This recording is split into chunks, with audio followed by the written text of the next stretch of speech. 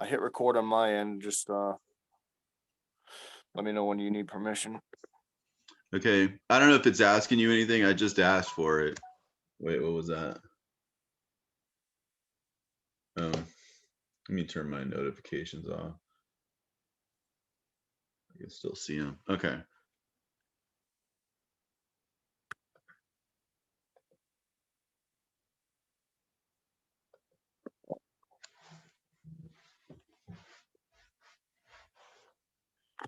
All right.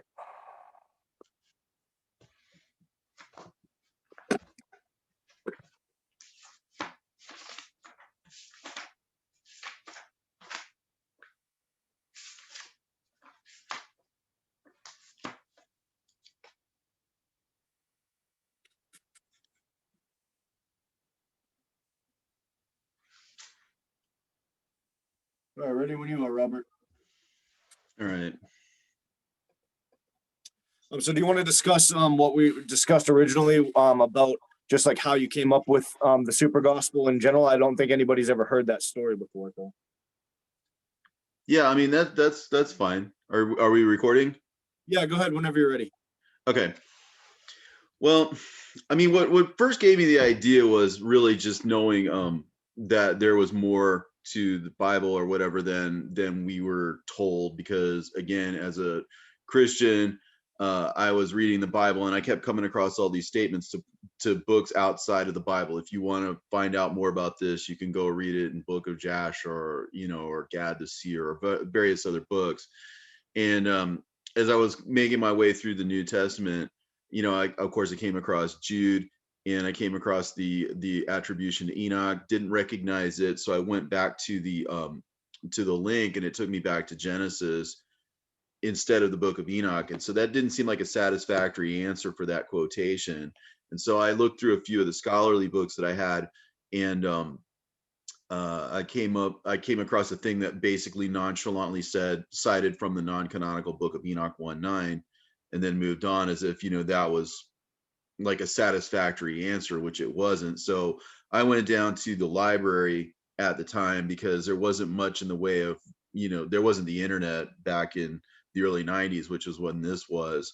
I started getting curious about these books, and so I found out that there not only was there a Book of Enoch and that was a reference to it, but also that the book still existed and that it had been passed down in the Ethiopic canon along with several other books that were deemed heretical or non-canonical or whatever. So the first thing I went to do was to go down to a Christian bookstore and try to find it, which I couldn't. Then I had to order it, and then when I finally got it, I read it, and it just got me. I was so overwhelmed by what it had to say. Like, it was such a powerful teaching, and it just seemed like, wow, this is. It even said it was a book for the end of time, and back in the early '90s or whatever, there was still this notion that oh, year 2000 or whatever was coming up, and I thought, well, how timely is this? That all of this. So I started getting into not only this book but also others, because again, at the end of the Book of Enoch 104, 105, it talks about that the scriptures will be given to the people and they will believe them, and that you will teach them, and that they will learn. What I'm saying? So I started getting interested in all these extra canonical books, and I started reading them. I had already had a few books in my possession. Like, at the time, another thing that happened to me uh, was that, like, I had been in a bookstore and I had been reading the book of Deuteronomy, and I was in a bookstore and I had picked up this book that said the lost books of the Bible, and I had opened up just exactly to the section that picked up where Deuteronomy had left off. I had left off in the book of Deuteronomy in that day, and so I thought, man, this was great. This was God talking to me. Why was he answering me out of this book? So that had happened prior to that as well. So, I just started getting this notion that these books were meant for the end of time, and that this was meant for public consumption, and that they were a gift. Enoch says that they are a reward upon this earth, and that we are to teach it to them with our wisdom. Right, that we who existed at the end of time, because again, he said that it was not for his time, but for a remote generation, which is going to be there at the removal of the wicked and the ungodly. And so anyway, so I was started reading the lost books of the Bible or whatever, and I started going back and forth because there were several different infancy gospels, for example. And I was like, well, let me put a bookmark over here. Let me go back and read what this said and what that said. And and so I was going back and forth, back and forth, back and forth between books. And it started to occur to me like, well, if these things are inspired, that you should be able to combine them, and so enough with all this back and forth.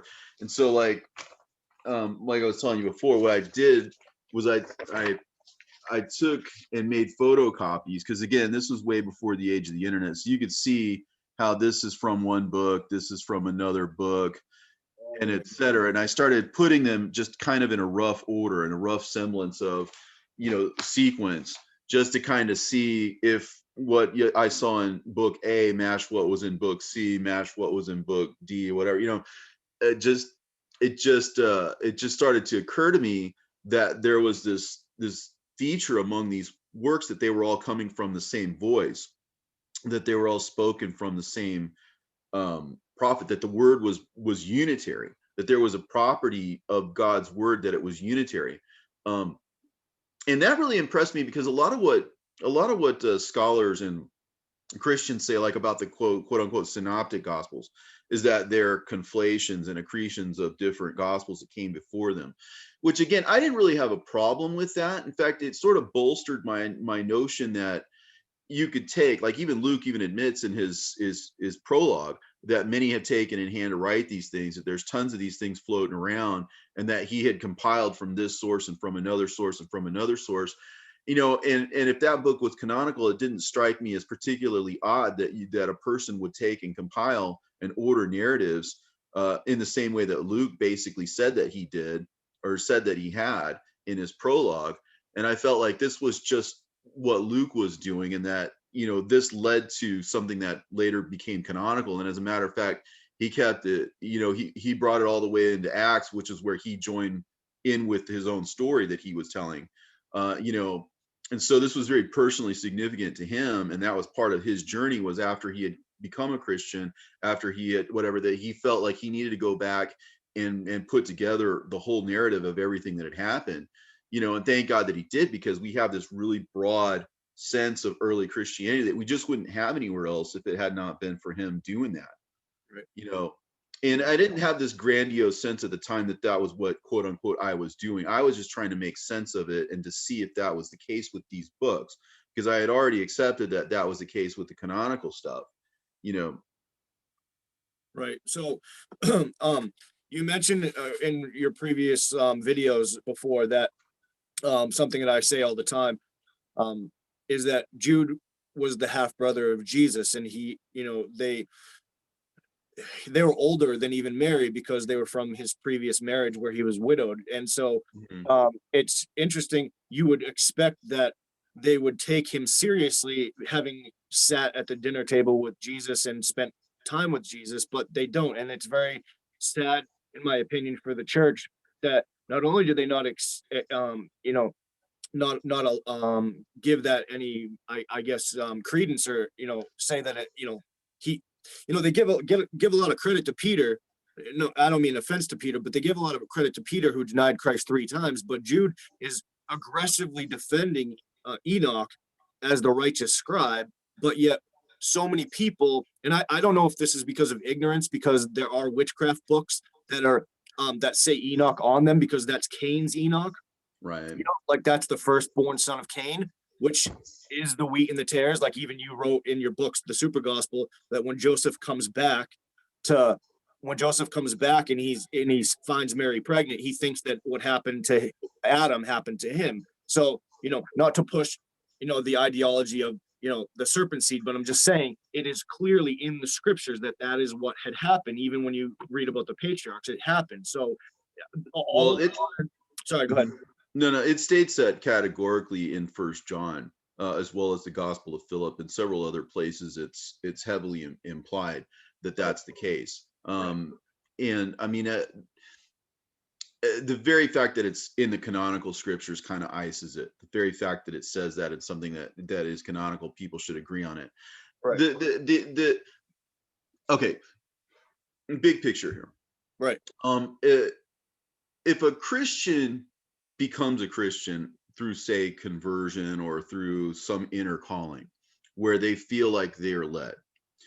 Um, the the idea is that truth, that God is truth, first off, and that truth is what should be followed. In fact, it says in the scriptures, let God be true and every man a liar. Right. And that was very real to me because, like we talked about earlier, I was very sort of cynical and hard bitten as a convert from atheism.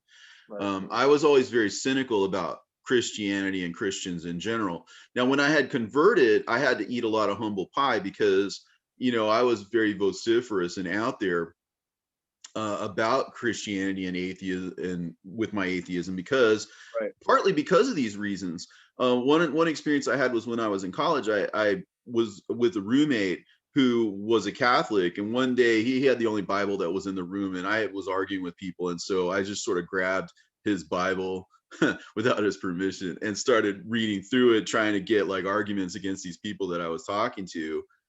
And it occurred to me that as I was trying to look where books were, it was like, what's this book, the Maccabees? What's this book, Judah? I never heard of any of this stuff, right? And so I was like, wait a minute, what's all this? And so I asked him, and then he's like, oh yeah, I'm a Catholic and we have more books in our Bible.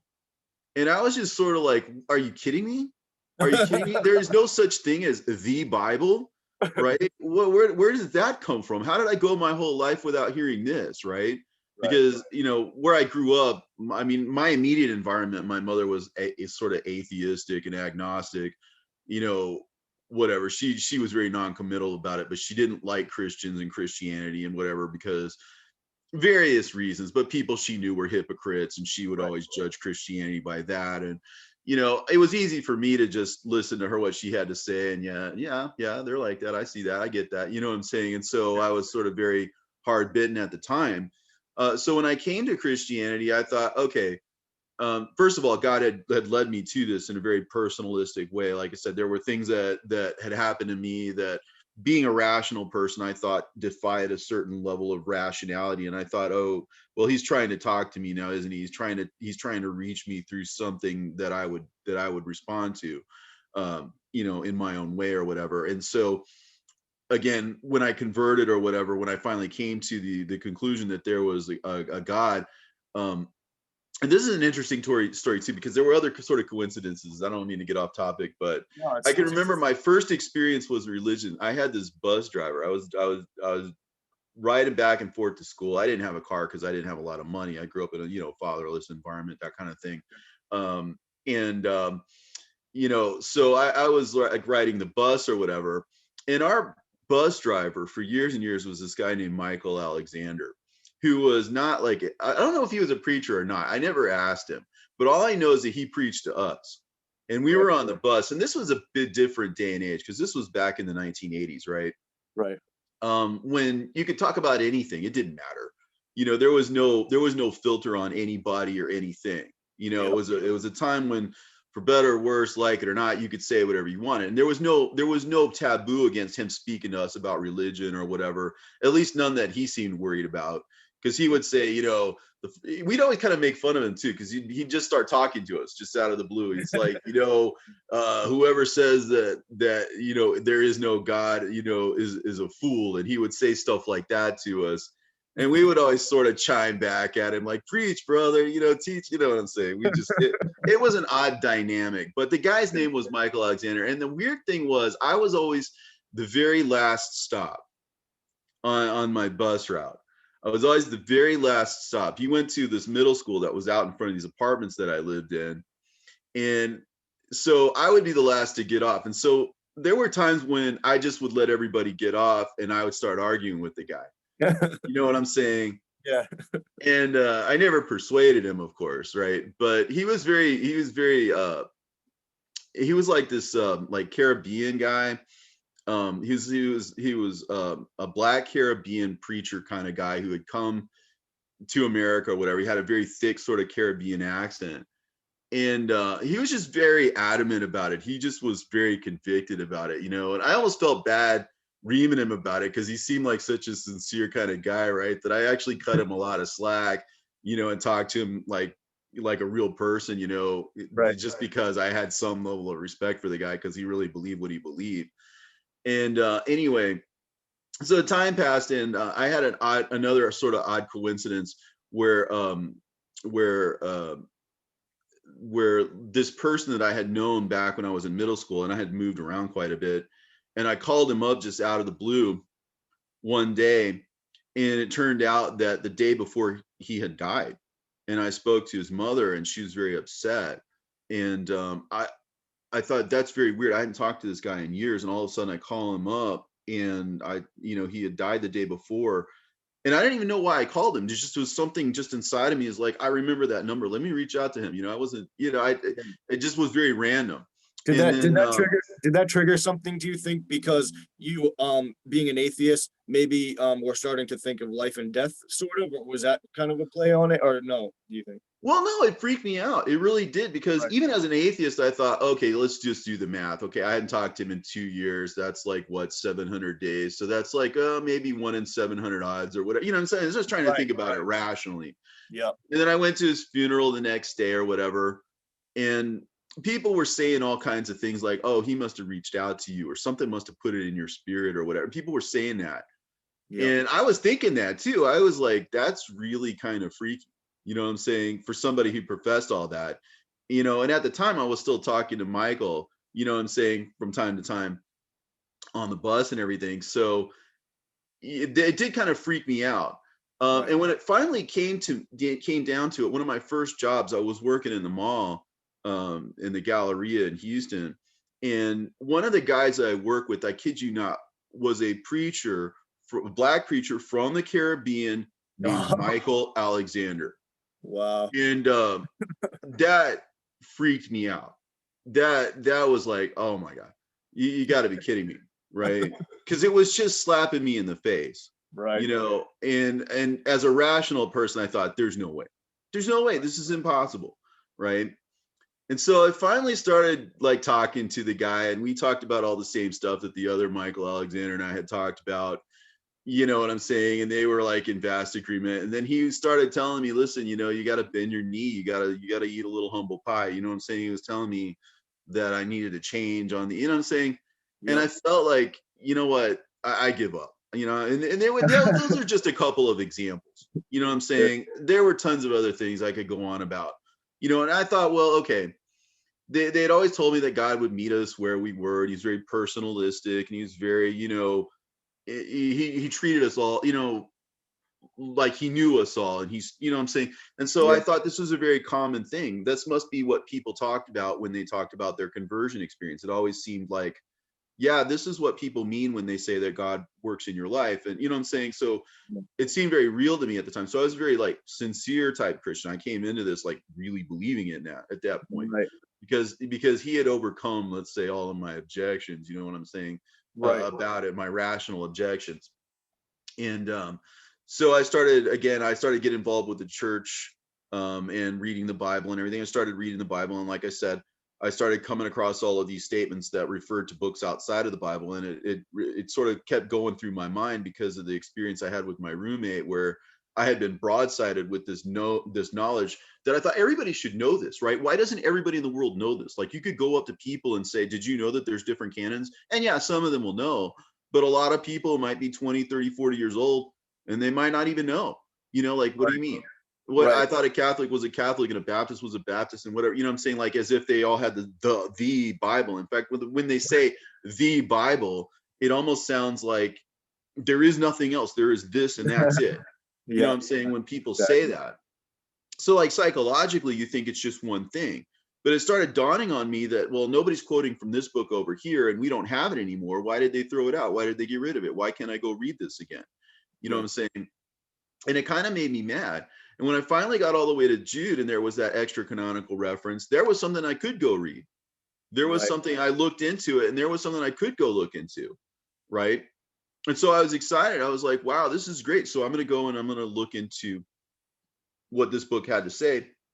And of course, the first thing it says is that, that is for the end time. It says the words of the blessing of Enoch, wherewith he blessed the elect and righteous who will be living in the day of tribulation, when the wicked and the godless are to be removed. Right. Right. And I hadn't heard about the tribulation. Everybody had heard about the tribulation. I mean, back in the 90s, everybody was thinking year 2000, that's it, right? I mean, even like that song, 2000, the party's over. You know what I'm saying? Whatever. I mean, that was just a common notion at the time that the clock was ticking. Sure. And so I started thinking to myself, well, okay, like God had really lit a fire under me, so to speak, and got me off, my atheism thing and into this other thing. And then all of these realizations, like there was no such thing as the Bible, and there was no authoritative anything really. And it caused me to really question. That's what happened to Paul, though, is he went from being a scholar of the Jews to be in killing Christians to being, not that you were killing Christians, but I'm saying you went from, you literally had a Paul road moment where you went from being totally like against something to totally into it, and not only into it, but like I said before, putting the stripes back on Christ, who's the word of God, by putting all those pieces together when there wasn't even a way to do it. You had to print it out and cut and paste it on paper to do it. That's crazy. Well, listen, I mean, I was, the thing was, I had an awakening. It's like, I knew there was something wrong. It's like, there's something wrong. It just, right. There were a couple of reasons. Number one, just the sheer audacity that there's this book that's good enough for Jude to write about, and good enough. And the way it's broken down. And this is what, again, as a rational person, as a person who sees every word and thinks, what does that word mean? What is this? Why is that word used and then that word? I'm saying, why was there a logic to it? What he was saying when he said Enoch also, the seventh from Adam, prophesied about these, or even to these, as some of these things say. And then they give the quote, right? Right. Well, the idea is that the first word Enoch there makes reference to the fact that that's the source of the book. So he cites the source. Right, you just write that over in the margins. He's writing the source of the book. The seventh from Adam. He gives him his antiquity. Write that in the margin. The seventh from Adam, from that long ago in Jude's mind. Right. And then prophesied.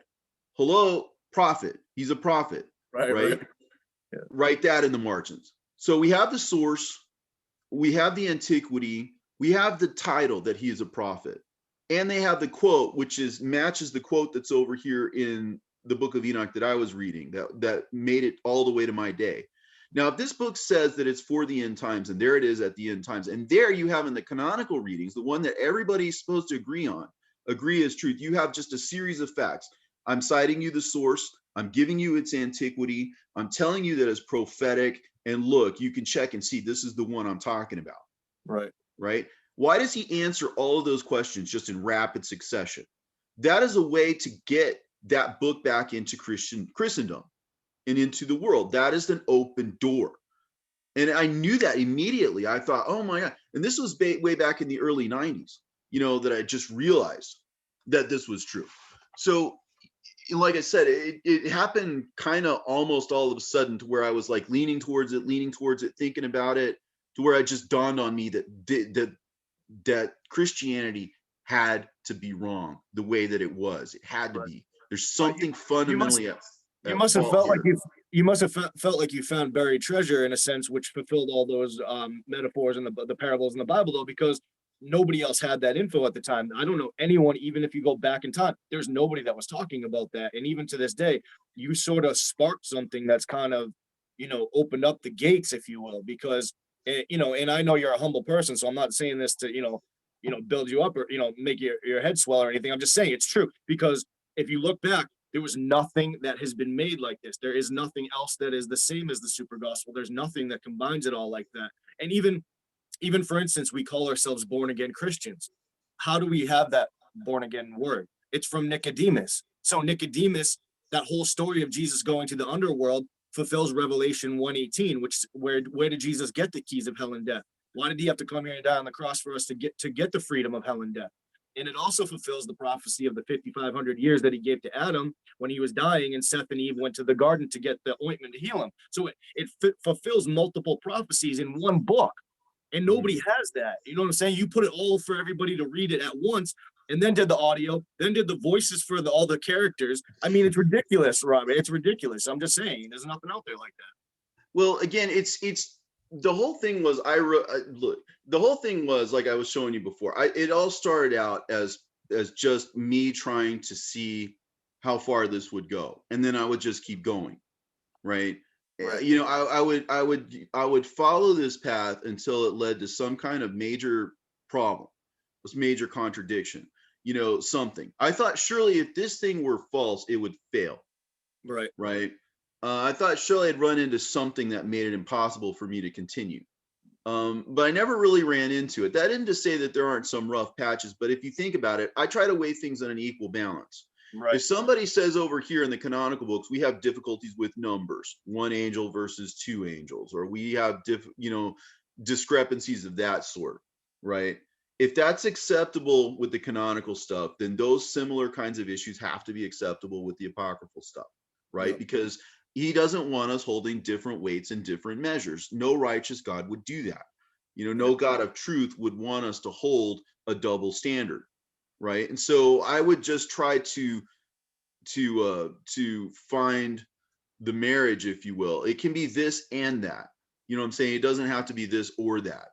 And so I'm with sure that Mhm. I'm sure that people on your show and my show, my channel and your channel, both know the super gospel at least fairly well. But for the people that don't know the super gospel at all, there's a completion of the infancy gospels to where we know exactly what happened to Christ before he was 12, which is all you get in the canon. You also get, if you go and you Google search right now, the punishments of hell, all you get is Dante's Inferno and stuff like that, which is not exactly the scriptural parts that you put in, because people don't know what the punishments for abortion are. They don't know what the punishments are for blasphemy, or all that, or not even being kind to your parents, which is one of the 10 Commandments. So I mean, that's just a full, from the grandparents of Jesus, which is Mary's parents, all the way to Jesus rising back up into heaven and the underworld. I mean, there's nothing that complete. And that's what I really feel like that's what we need. And it said in Enoch, like you said, that it was prophesied to be that way. So it's just amazing that we're having this discussion even in this late hour.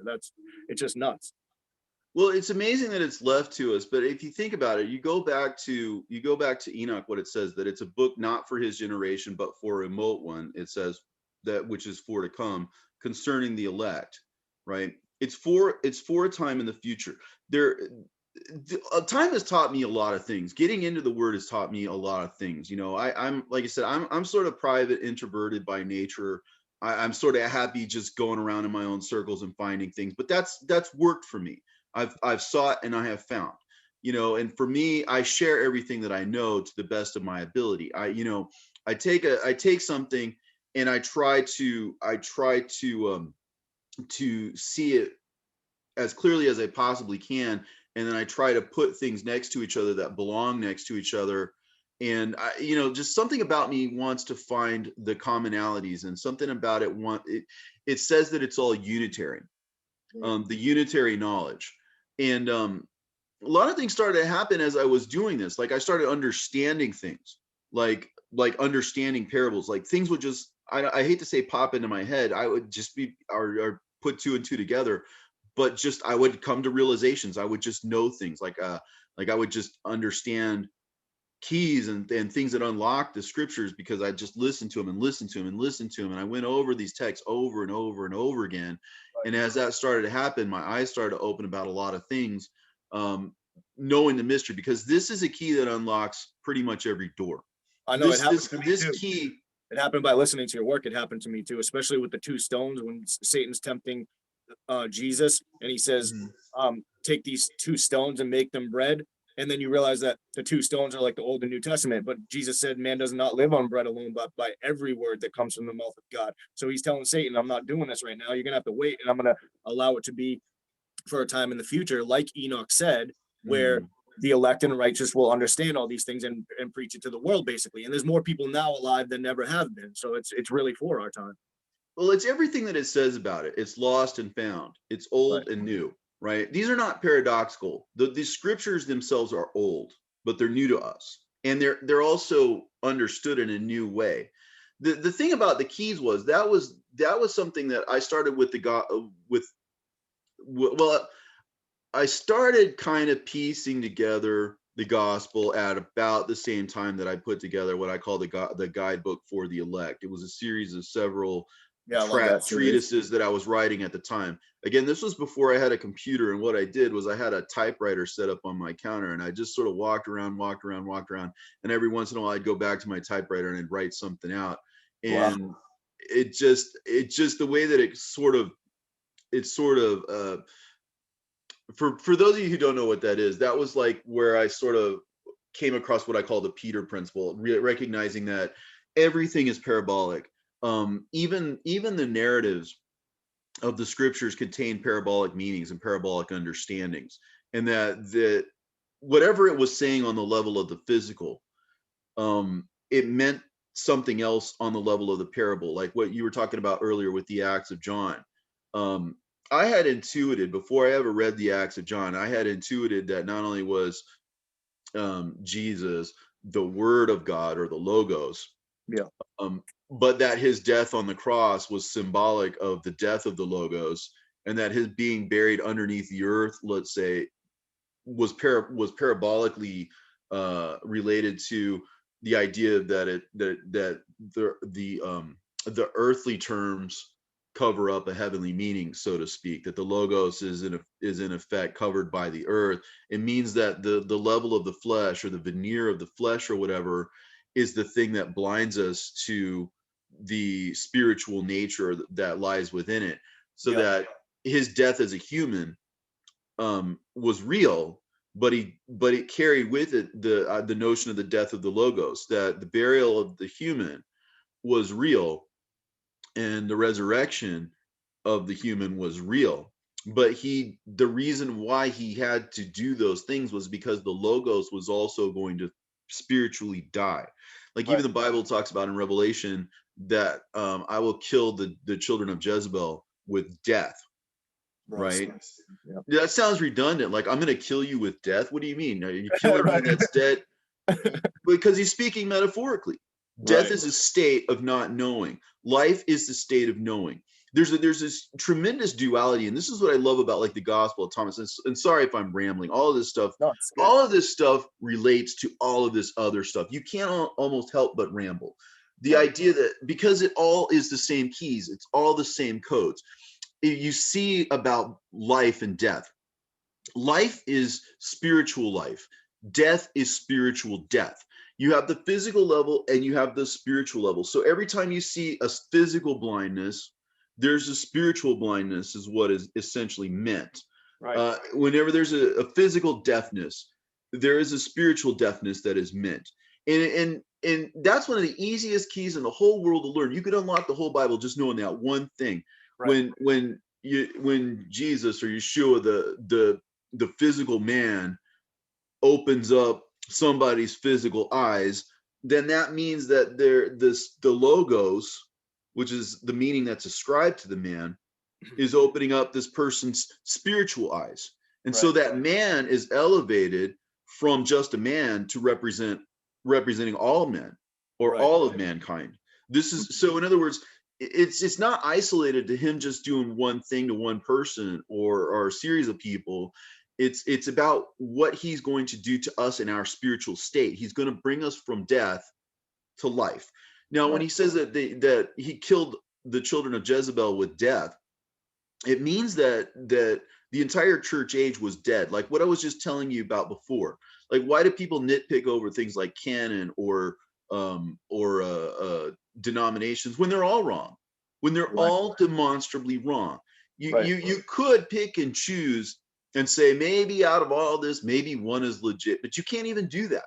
Well, you know how you said that you read the Wizard of Oz, and that helped you understand the metaphoric nature of the Gospels and stuff like that. Like, for instance, I refer to like the Lord of the Rings. It's almost like all the different books or parts of the books, the important parts were given to different races, almost like, which represents denominations. So it's interesting that he's the Lord of the Rings, but then it's given to each one. It's almost like the devil has the power to like distribute it to all these different people that have different parts of it, but you need to bring it back to the one true faith that we're supposed to be fighting for. You know what I mean? Well, that harkens back to another one of my experiences. Like I said, I've got dozens of things that played into this, but that was one of them. And since you bring it up, let me kind of explain to people who don't know. There's a writer called Cecil Adams that I was really, really into back when I was in high school.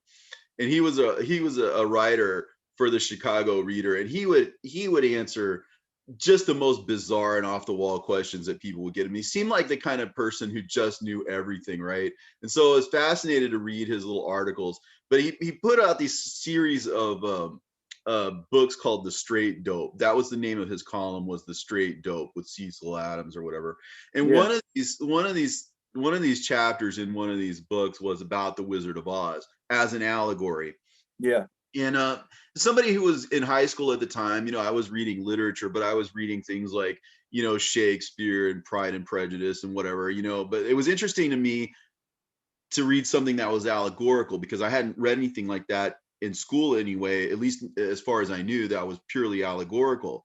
Right. And so the idea was that, I'm going to go back and exposit that, because I think a lot of people will find it interesting in and of itself, but it provides a really apt analogy, which is great, because you could take from one and gather that, and then you could apply it to the biblical and see where I'm coming from on this.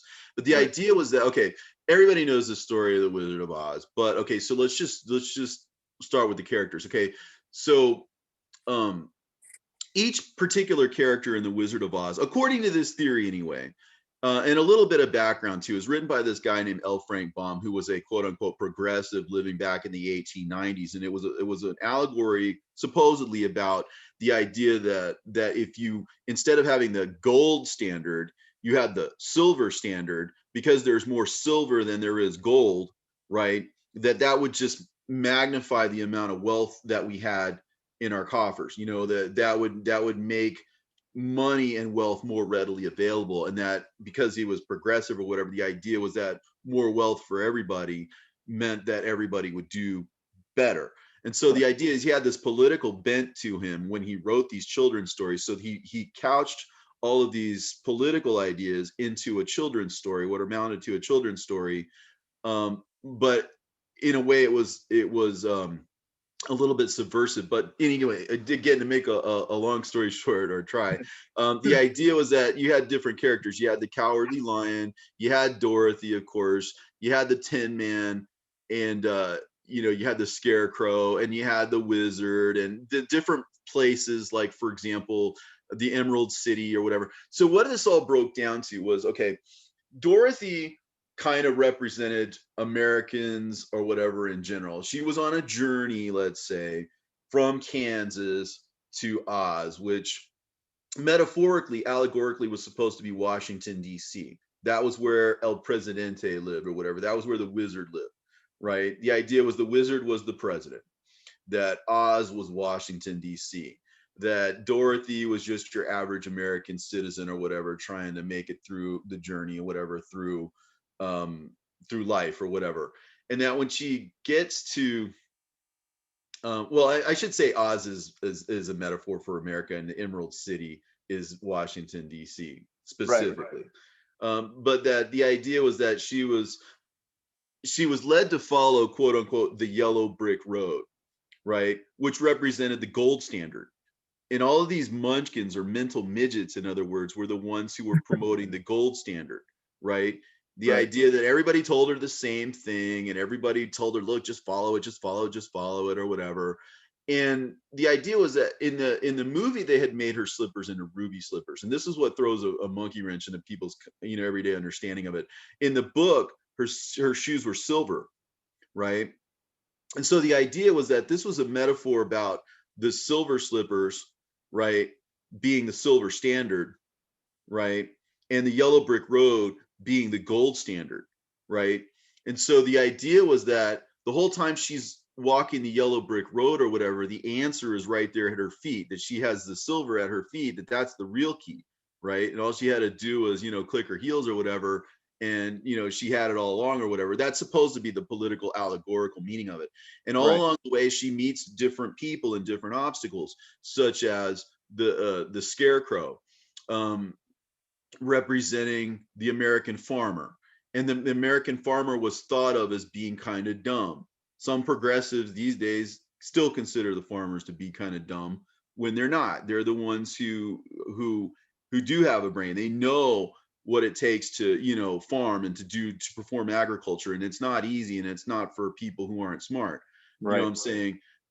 Or as she runs into the Tin Man, that the Tin Man represented the victim, if you will, of the Industrial Revolution, who worked, but who didn't, you know, who was being made into a robot or into something mechanical and Right. not something real. And he Well, was in that search. stuff's happening right now. I mean, they're making people heartless and stuff. It's actually happening, you know, in Yeah. real life. So And so the idea, but I mean, just in keeping with what an allegory is and why it is that I could now see the scriptures kind of in those terms, was because I had been reading that book and I came across that understanding. I thought it was fascinating because the way right. the story plays out, since I started, I might as well try to finish it anyway. The idea was that she then runs into the cowardly lion or whatever, who represented um the cowardly sort of politician, you know, Yep. and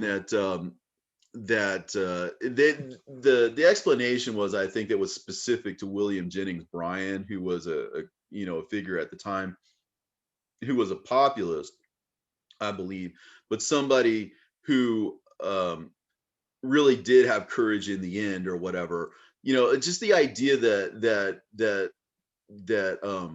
the Wicked Witch of the West, that she represented the western part of the Americas, right, Mhm. which was dry and which was subdued with water, right? Right. And not to be crass, but you got to remember this is the 1890s, that the flying monkeys represented the Plains Indians and Yep. all of this other, and that they were part of the West. And you know what I'm saying, it was all metaphorical. And that when Right. she got to the Emerald City at long last, it was emerald because everything was about money, and that people were bought off or whatever with money. And actually in the book, it's interesting because they wore spectacles, and in the book the spectacles were green, so they saw Uh, everything through the lens of money, right. right? And so in other words, you could take something that seemed like an allegorical, like children's fairy tale or whatever, but it might be written with a higher level in meaning. Right. You know what I'm saying? And then in the end, all she had to do is click her heels, and the answer was silver all along, right? So some of that gets lost in translation because the movie doesn't follow the book Right. precisely. But everybody's so familiar with the book, if you just make a couple of mental changes, it's like, oh yeah, now it makes sense, Sure. right? So you start reading the scriptures like that. If Jesus is the logos, let's say, that's just like the Tin Man being the, you know, the person who's being turned into a machine, or the Scarecrow being mischaracterized as somebody. You know what I'm saying? Right. It's just you're ascribing a meaning to a word, and then you're understanding it with that word in mind, Right. right? Like you said, it's like spiritual algebra.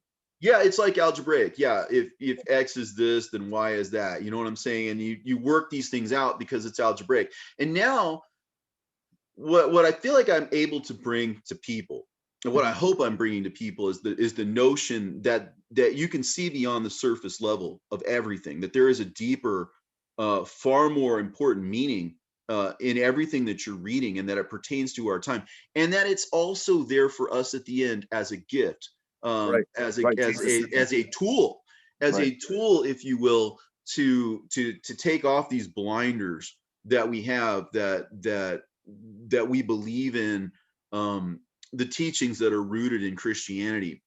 Now, I have to be very careful here. The Bible is, what I'm saying, is true. Let God be true and every man a liar. Right. There's nothing really that I question about it. There are variants in manuscripts, I know. There are variants in canons, I know. The idea, though, is that as a whole, it's literally, very literally, the word of God, and very literally is our salvation. And it does lead to these higher levels of understanding, which, if understood properly, right, will allow us to take off these blinders, like I said, that we have about the past, the things that we've been taught, because some realization takes place within us that they're not true, Right. and that you're waking up from an illusion. Like it says in the Gospel of Truth, it's like a person waking up from a dream. It's like they just know that they're in a different world. You know, you Right. might say they're not in Kansas anymore. You know what Right. I'm saying? They're Oh they're man, it's, literally in a it's like whole waking up other from new world. yeah. Yeah, and we had to walk all this way, in a sense, to just get back to where we were at the beginning, to get to those realizations, because the idea was that there were things that were encoded for us to decode at some future time, just like the book of Enoch says about itself, not for his generation, but for a remote generation, right? So if something is written for a generation, but not the present generation, you have to hide it in such a way that the present generation doesn't see it or have it, and reveal it in such a way that the future generation can pull it out and say, here it is. Right. You know what I'm saying? And You that's said it what, was like, you said it was like written in code. So it's almost like you said, the only, I say this on my channel, quoting you all the time, is that the only thing that you can trust an untrustworthy person to do is to betray your trust. So if you know that they're going to betray your trust, and that's mankind in general, because what he says to one, he says to all, then you have to protect it in code. And that's why you were able to combine Second Peter with Jude to create that third text, is because they did it on purpose to protect those things which were meant for us to have in this time. they used all manner of, I hate to use the word techniques, but just for simplicity's sake. Right. The idea that Jude and Peter, Second Peter, for example, for those of you who don't know, you can take the book of Jude, and I've done it on my channel. I've got a video of this where I've taken Jude and Second Peter and conflated the two. And the idea is that it's kind of like if you were to take a letter or something and rip it apart. You know, you see this in movies and stuff like that. You see where somebody's got one half of a letter and another person's got another half of the letter, and when you put them together, then they can figure out, you know, what it all means or something. It's actually in the movie Tintin. He has 3 different scrolls that are inside of a ship called the Unicorn, which is kind of funny. Almost, I swear they put it in the movie on purpose. But in the mast of the ship is 3 letters, and when you put them all together, it forms a complete text. And so, and it only shows through sunlight coming through. And at the end of the movie, they find a treasure, and John of Patmos is the one that's holding the keys to the treasure. So it's very metaphorical in itself. Yeah, that's far out. I'll have to look into that. I've never seen that. But I mean, it's very much like that. That's the thing. You're putting 2 and 2 together, and you're seeing something that transcends what you had before. The idea that they took and okay, so let me back up here, because there's a lot to unpack. I mean, I could talk for days and days and weeks if I wanted to. I try not to repeat myself too much, but the idea is that Second Peter and Jude, and you have to look at these 2 books. These books are so literarily connected that even regular scholar, like if you go to like find notes, like for example, if you go to a Christian bookstore and you find these books where you have like, this is a book about First Peter, this is a book about Second Peter, this is a book about, you know, the letters of John or something. Most of the time when you go in there, you see Second Peter and Jude in the same volume. Right. Or, you know, I mean, I've seen that a number of times. It's in the Dartmouth Bible. They wrote it in 1950 or something. They took out all, that's the one I sent you about all the, they took out the Enoch lines, and the ones about in Jude, they took out the fallen angel lines. In that, they have Second Peter and Jude next to each other, which is the way it should be, but they took the lines out. So it's like, you can't even see it if you wanted to. But that's amazing that anyone would even think to do that. I mean, I can understand people. Okay, I can understand people who they start out with a certain postulate, and their postulate is that this book gained accretions over time, that something was added to it, right? And so they think that subtracting from that gets you closer to what the original book was. So the idea that Jude, without any of these extra canonical references, is closer to what the Jude actually wrote, right? And that some person came in and corrupted Jude, which is the notion that they would leave you with. They've done this with the Bible Project too, I think is what it was called, where they went through the sayings of Jesus and they said, well, he probably said this, could have said that, probably didn't say this, and for sure didn't say that.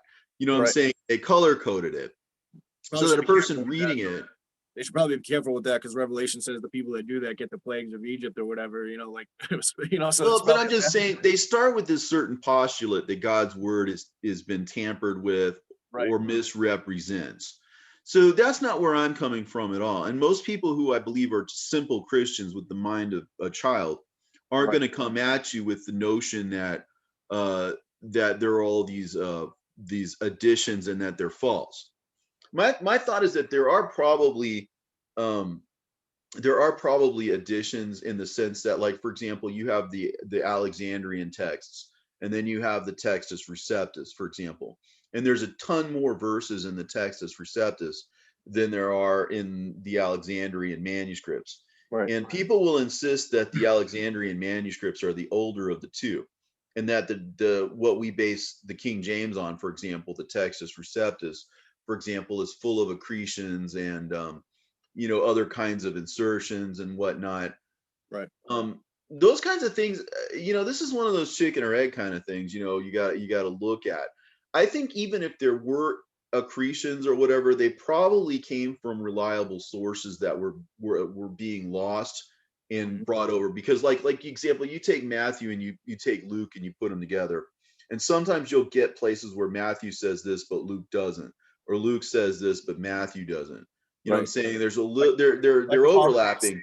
like the holidays you said that are celebrated every year, but they act like it was wrong because they don't realize that it was celebrated every year. So it seems like a contradiction, but it's not. It's just that it was something that happened like Yeah, over and like over with again. Anna and Joachim. Yeah, Yeah. like that. Exactly. But the idea here is that I like, or exactly, or even the endings to Mark, for example. Mhm. There's several different ascensions of that, where Mark has a sudden ending where the ladies at the tomb took off scared, and then it ends there. And then there's a slightly longer ending, and then there's this one that's from the Freerlogian, which Yeah. is longer still. And what they say is that that's an extension or expansion or whatever, and that you shouldn't trust it. But what it probably was an ending that was taken from another gospel and put on it. But I mean, the thing is, you have all these variants. So how do you know and how do you trust? The idea, though, is that Jude never was passed down to us in any other form, really, than the form that had all of those things in it. Right. And the idea is that we're not really supposed to be questioning God's word. The idea of the super gospel, I put everything in there that was there. The idea was that whatever was available needed to be put into it, just as if it were supposed to be there, because everybody added a piece. And what I was demonstrating through that, or what was being revealed to me anyway through that, was the idea that everything bore upon it, that everything had its place in the whole, and that the truth of the logos, like if I pointed out Matthew, Mark, Luke, and John, which one's the true one? That's They're just kind of a loaded they're, question. they're different points of view. It's vantage points. So it's whatever the vantage point was of the person that wrote it, or whoever gave them to write it down, or whatever, if it's not a first-hand account or something. So for instance, I'll give you for instance, in your super gospel, I read the entire Gospel of Nicodemus portion with the Descensus Latin A, Latin B, and all that stuff. But then I added the Gospel of Gamaliel because Gamaliel had his own perspective of what happened. So it added even more depth to the super gospel. See what I'm saying? So Yeah, so you end up getting more out of it as right, you do it. right. So And another thing, love that you can see that in depth, because when somebody loves Jesus, they want to hear those stories about what happened right before and right after these things that are in the canon. You know what I mean? And people that just offhandedly dismiss it, they really don't want to investigate it. And according to Solomon, that's folly, is to dismiss something without investigating it well, first. and also what happens is, okay, every story has beginnings and middles and ends and different acts or whatever all in between it.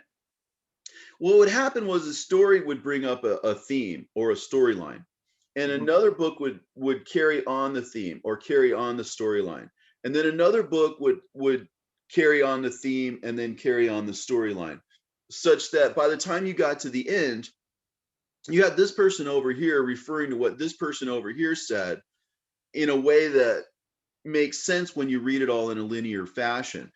Like Right. when you read, for example, in the infancy narratives, right? I took from the ascension of Isaiah, where Yeshua passed down through all of the heavens, Right. I right? use that all the time on my channel.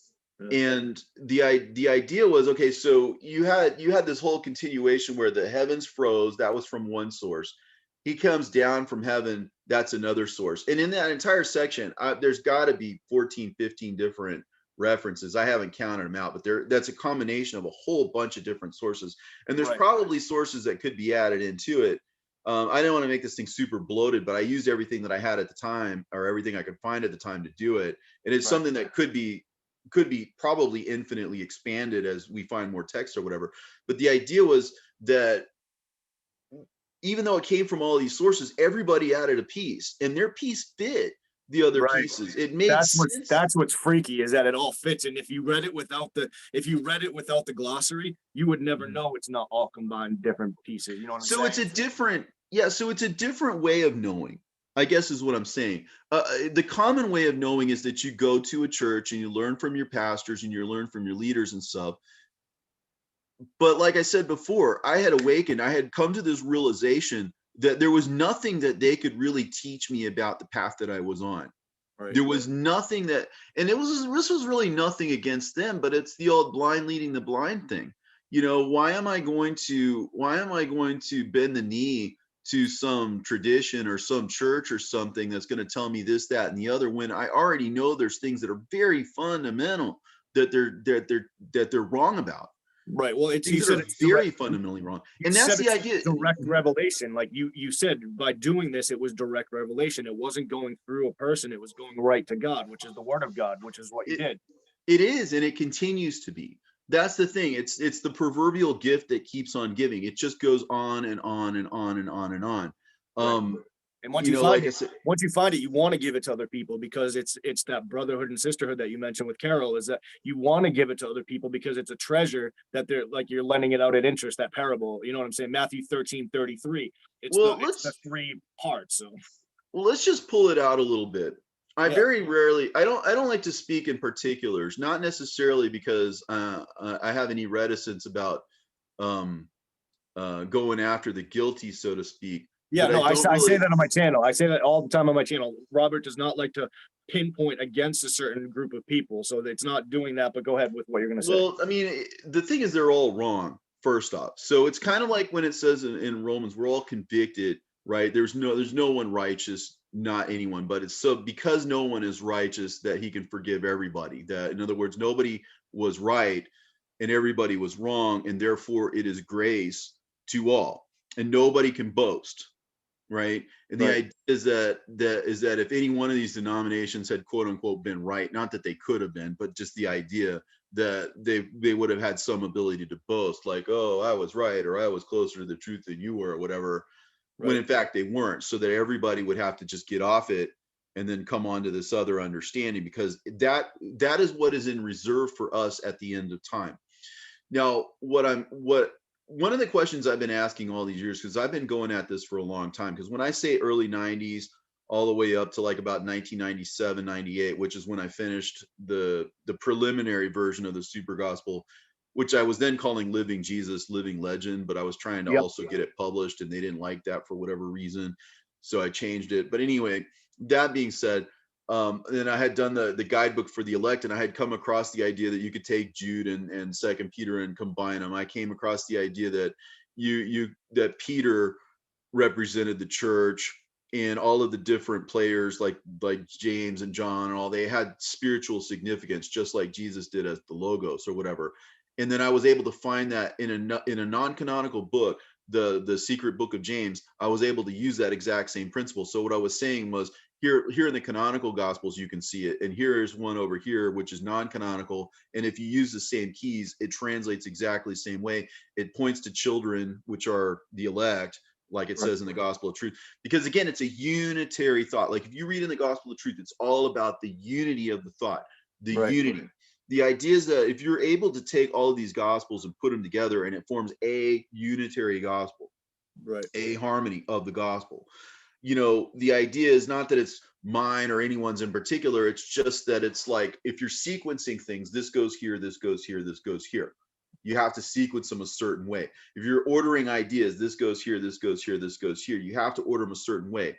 Like it says in Nicodemus, when they all put their testimonies together at the end, right? And they had written the same story as one another, even though they Letter for were in letter. two different. Like it was Yeah. exact, like letter for letter. That's crazy that they all And did. what I'm saying is that anybody who did what I did would end up with roughly what I ended up with. Right. That's nuts. It was But then that is world changing though. Like that's what that I'm saying. is yeah, because the information goes where it wants to go, is Right. what I'm saying. I facilitated that, right? But I didn't do that. I don't take Right. credit But for that. to That was facilitate there. that, using an atheist, not to say anything wrong about you, I'm just saying to use an atheist to do that though is something only Christ could do. Do you see what I'm saying? Just like Carol even said it. I couldn't have done it. Carol couldn't have done it because we had to unlearn the information that we know to even grasp what you're talking But about. So anybody who started with that postulate could have done it. right, right, That's the only thing that separated me from anybody else at the time, was I had a different postulate. I yep, had an idea that this stuff was supposed to fit together, and that this stuff was supposed to be holistic and unitary. right, Or else, because I was very all or nothing. If someone who knows me knows that I'm either really into something or I'm kind of not. I dabble in a lot of things. I have a huge range of interests. I love learning. I love science. I love so many things. It's hard for me to choose sometimes because I'm drinking out of a fire hose, and especially in this day and age, there's so much to learn. It's almost like candy, it's like, I want to know about this and I want to know about that. And I'm interested in history, and I'm interested in beauty, and I'm interested in so many things, you know what I'm saying? right, But that's because the world sort of hangs together and just is inherently interesting. The truth itself is everywhere, and it's just inherently interesting and fascinating if you're open to it, right? So if you have an open mind, there's truth. Just the world just oozes with truth and just oozes with beauty, and it's so full of amazing things that anything that you're interested in, you could literally drink it like it was from a fire hose or something. It's more than any one person. So we're living in a world where we have huge amounts of information, huge amounts of learning, huge amounts of potential, all at our hands, all at our fingertips. right, And yet, what I'm saying is that we're inclining towards a world that should be getting freer and should be getting more open, but isn't. That should be getting more, how shall I say, um, with all of this knowledge and with all of this information, you'd think that we would be becoming more and more enlightened. And right, as a people, we're moving into what I believe is a very, very dark place. right, Now, this isn't me calling this quote unquote the end times or the end days or whatever, because people have been saying that since time immemorial. Even my initial thoughts were that, like, this was all going to happen around the year 2000 or whatever, and of course that came and went. right, But that being said, um, the idea that we're not getting freer, or that we're not using this knowledge to really move forward or whatever, to me is a little bit, how should I say, a little bit disturbing. But I kind of feel like there's progress in a way, because I think now that people are becoming more and more aware that a lot of the institutions that they trusted in, right, a lot of people are becoming, let's say, disenchanted with the church, and maybe disenchanted with government, and maybe disenchanted with a lot of things, right? Because we're moving in a direction that's frankly frightening, and people are becoming more and more aware of it. right, You still got your sleepers, right? You still got your complacent people, you still got your deniers, you still got your people with their heads in the sand about things. right, But those of us who don't, those of us who kind of have our head to the ground and know kind of what's going on, the rumblings of it anyway, we're living in a place where our freedoms and our knowledge could be taken away from us right. arbitrarily.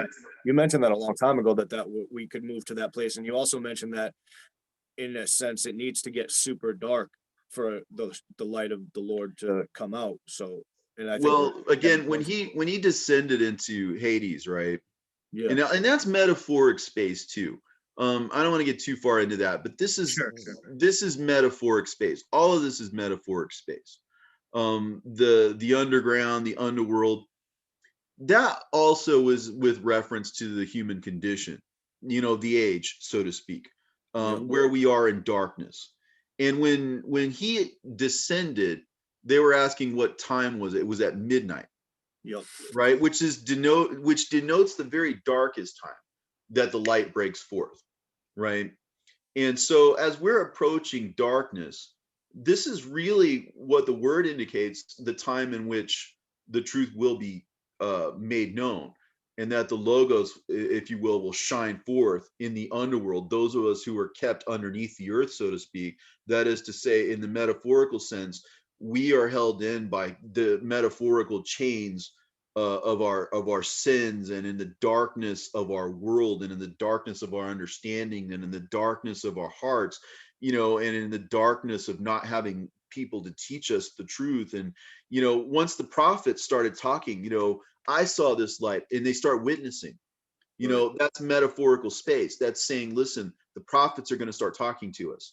They're going to start talking to one another, right? They're going to start witnessing with one another. Remember, David speaking, Adam speaking, all these different prophets are speaking to and from one another. And they're all referring to the coming of the light, the dawning of the light. I spoke of the dawning. I spoke of this. And they all are speaking of this dawning of the truth, that we can come to a level of truth and to a level of enlightenment where we literally uh, well, where this all ends and where this is all going is that we are going to change our state. It hasn't happened just yet. I don't know just exactly how this is going to look, but let me get a little bit weird on you here for a second. Please do. That's fine. Okay.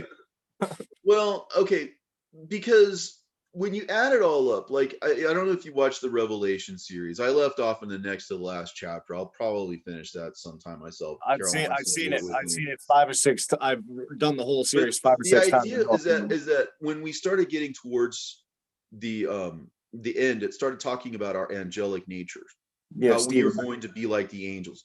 Mhm. Jesus said this himself, that we would be like the angels in the kingdom of heaven, right? Mhm. So this is from his own mouth.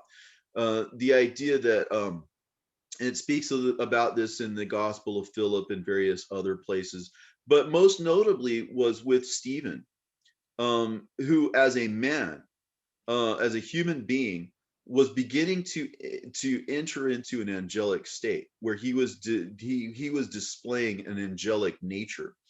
Right. And what this is an interesting statement about what humans are capable of. Mhm. What the people are capable of suppressing the truth and suppressing the good and suppressing what is right to such a point that they would put to death a man who was becoming an angel in front of them.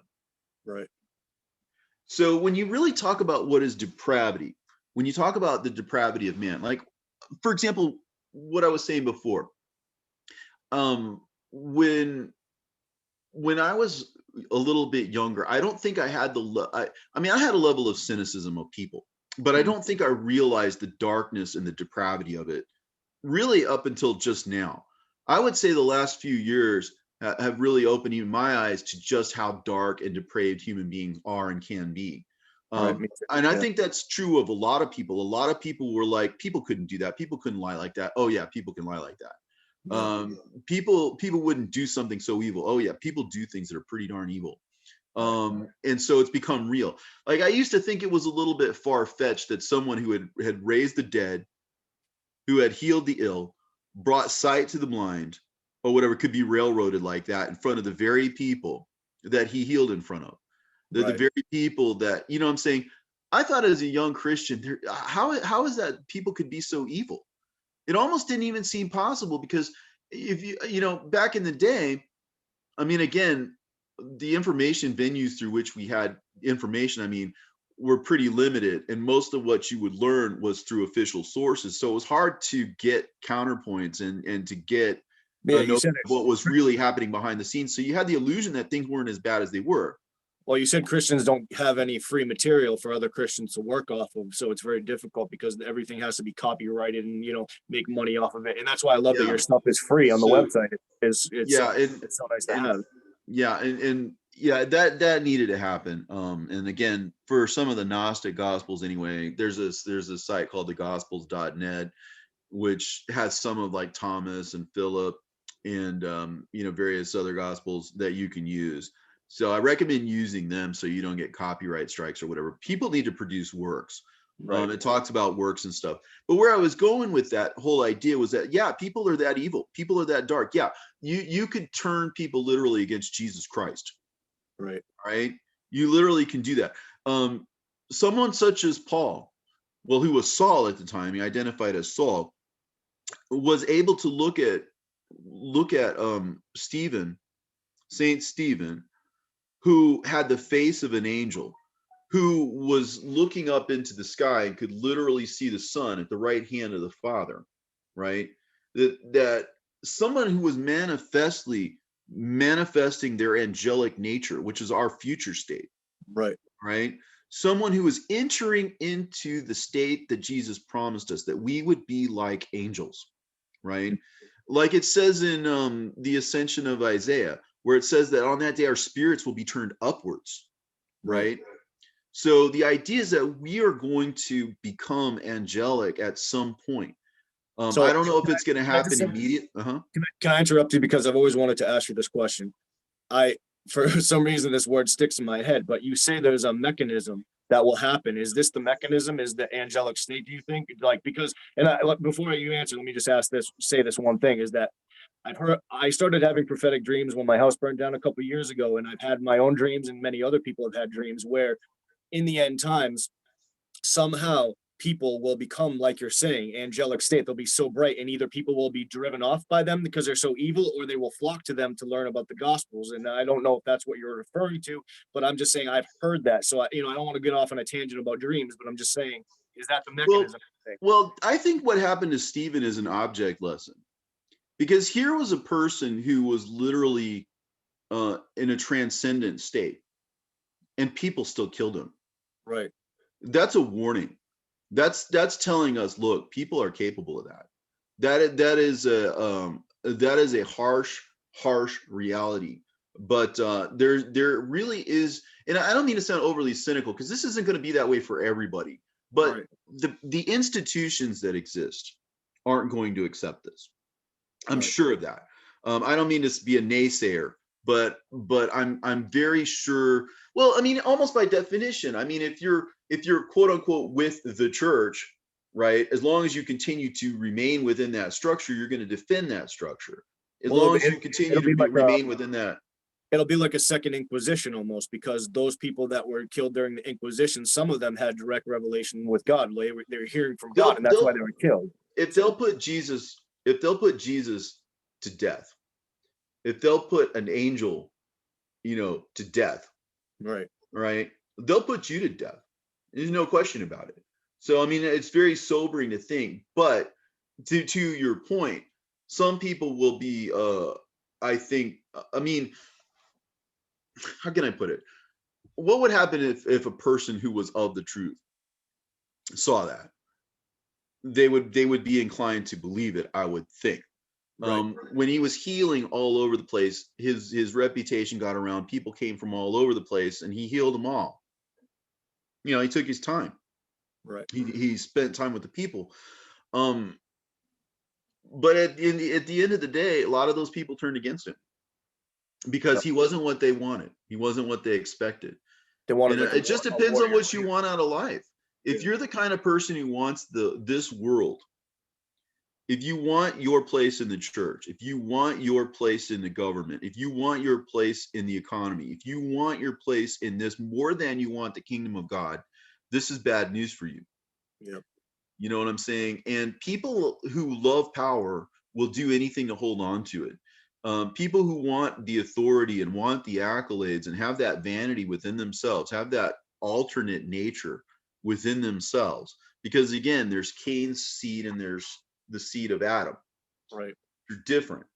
And they haunt us to this day. There are some really dark souls out there who are literally sold to sin, who are Yep. literally sold to the world, who are literally satanic, and they're proud of it. To them, it's like a strength. To them, it's like a transcendence for them to be able to do things that other people would never even dream of doing, that wouldn't even enter their thoughts, But that to they me, could be to me that way. though, to me though, that what you just mentioned, that satanic strength that they say that they have, for me, I feel like Christians in general would feel like they had more. Like for instance, I constantly see street preachers all the time, and I feel like they might have more power in their spirits to preach in the streets if they knew that Christ has a cross set up in the underworld still, because the gates of brass are broken open. If they knew about the gospel of Nicodemus and the stories within it, because it gives you, for me anyways, it gives me hope and it gives me peace and strength to know that the devil really is defeated. And I didn't know that how badly he was defeated until I read that book. You know what I'm saying? So Well, one of the things that I was trying to, I don't know if I made my point earlier, but let me just go back and try to nail it down a little bit. sure. What I was saying earlier about the actual data that exists, for example, in the book of Jude and elsewhere, but just because that one nails it so precisely, it goes down the line. He cites the source, right? He cites the antiquity, right? He gives him the cred, if you will, by calling him a prophet, right? And it gives you the source so that you can match the two together and know that this is that. When you really break it down, those were things he was thinking about, and that was why he worded it that way. He wanted you to know those things, right? So I would say to anyone who was an atheist, or anyone who was of some other religious faith, or anybody who was of no faith, anybody anywhere who has any doubts or any skepticism, here's what I would encourage them to think about. Not only the concepts that we talked about just now, because again, I was a hard-bitten atheist. I mean, I don't know. I was the kind of person who thought Christians were, to be blunt, I thought they were stupid. Like, why do you want to believe this? You know, there's no pie in the sky. You know what I'm saying? Yep. This is a giant cosmic accident. Enjoy it while you're here. Don't waste your life. Right? That was kind of my appeal. I'm like, come on, man. You know what I'm saying? But there were things that I felt like he appealed to my rationality, and through my rationality, I was able to transcend that limitation that I had. And I think everybody's got their own thing that they've got to transcend before they see it before. And I believe that God has his own way of getting to everyone individually in a way in which he knows that they'll understand, but he's the one who does the reaching. Well, he kind of backdoored you on your own equation. Truth governs logic, logic governs math, and he went backwards on you and kind of like started showing you mathematical equations that couldn't add up, basically by showing you those books as you asked for it, right? Well, I mean, yeah, I mean, like I said, that was a way to reach me, and I think everybody who he's reaching after, maybe somebody else will have a different path, but he'll reach you through whatever path. If he wants you, he'll get through to you. That's what I feel like. That video that you removed that talked about actual factual things that an atheist believes, that one, you put it up and then you took it down because people were being jerks about it, because you were trying to show people this is what an atheist believes and this is what we need to do to combat an atheist ideologies, because you were an atheist. So you're coming at it with like, hey, this is how I used to feel. We need to go against this by using the scriptures, basically, right? He's given us the tools to do battle in the world of the secular.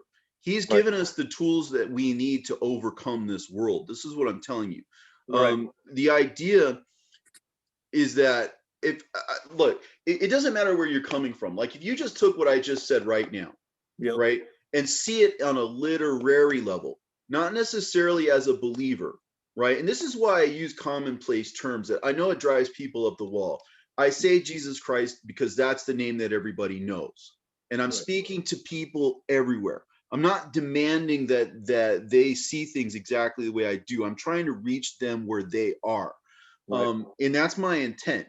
But the idea is that that if you were to read the Bible, like, let's say, like you were to read the Odyssey, or if you were to read it like, let's say, Huckleberry Finn or something else, if you were to read it just as that, right, you could make out the features that I'm talking about. If I was talking about the Odyssey, for example, I could talk to you about features that are inherent in the literature, like what meter is this, or what cadence is this, right?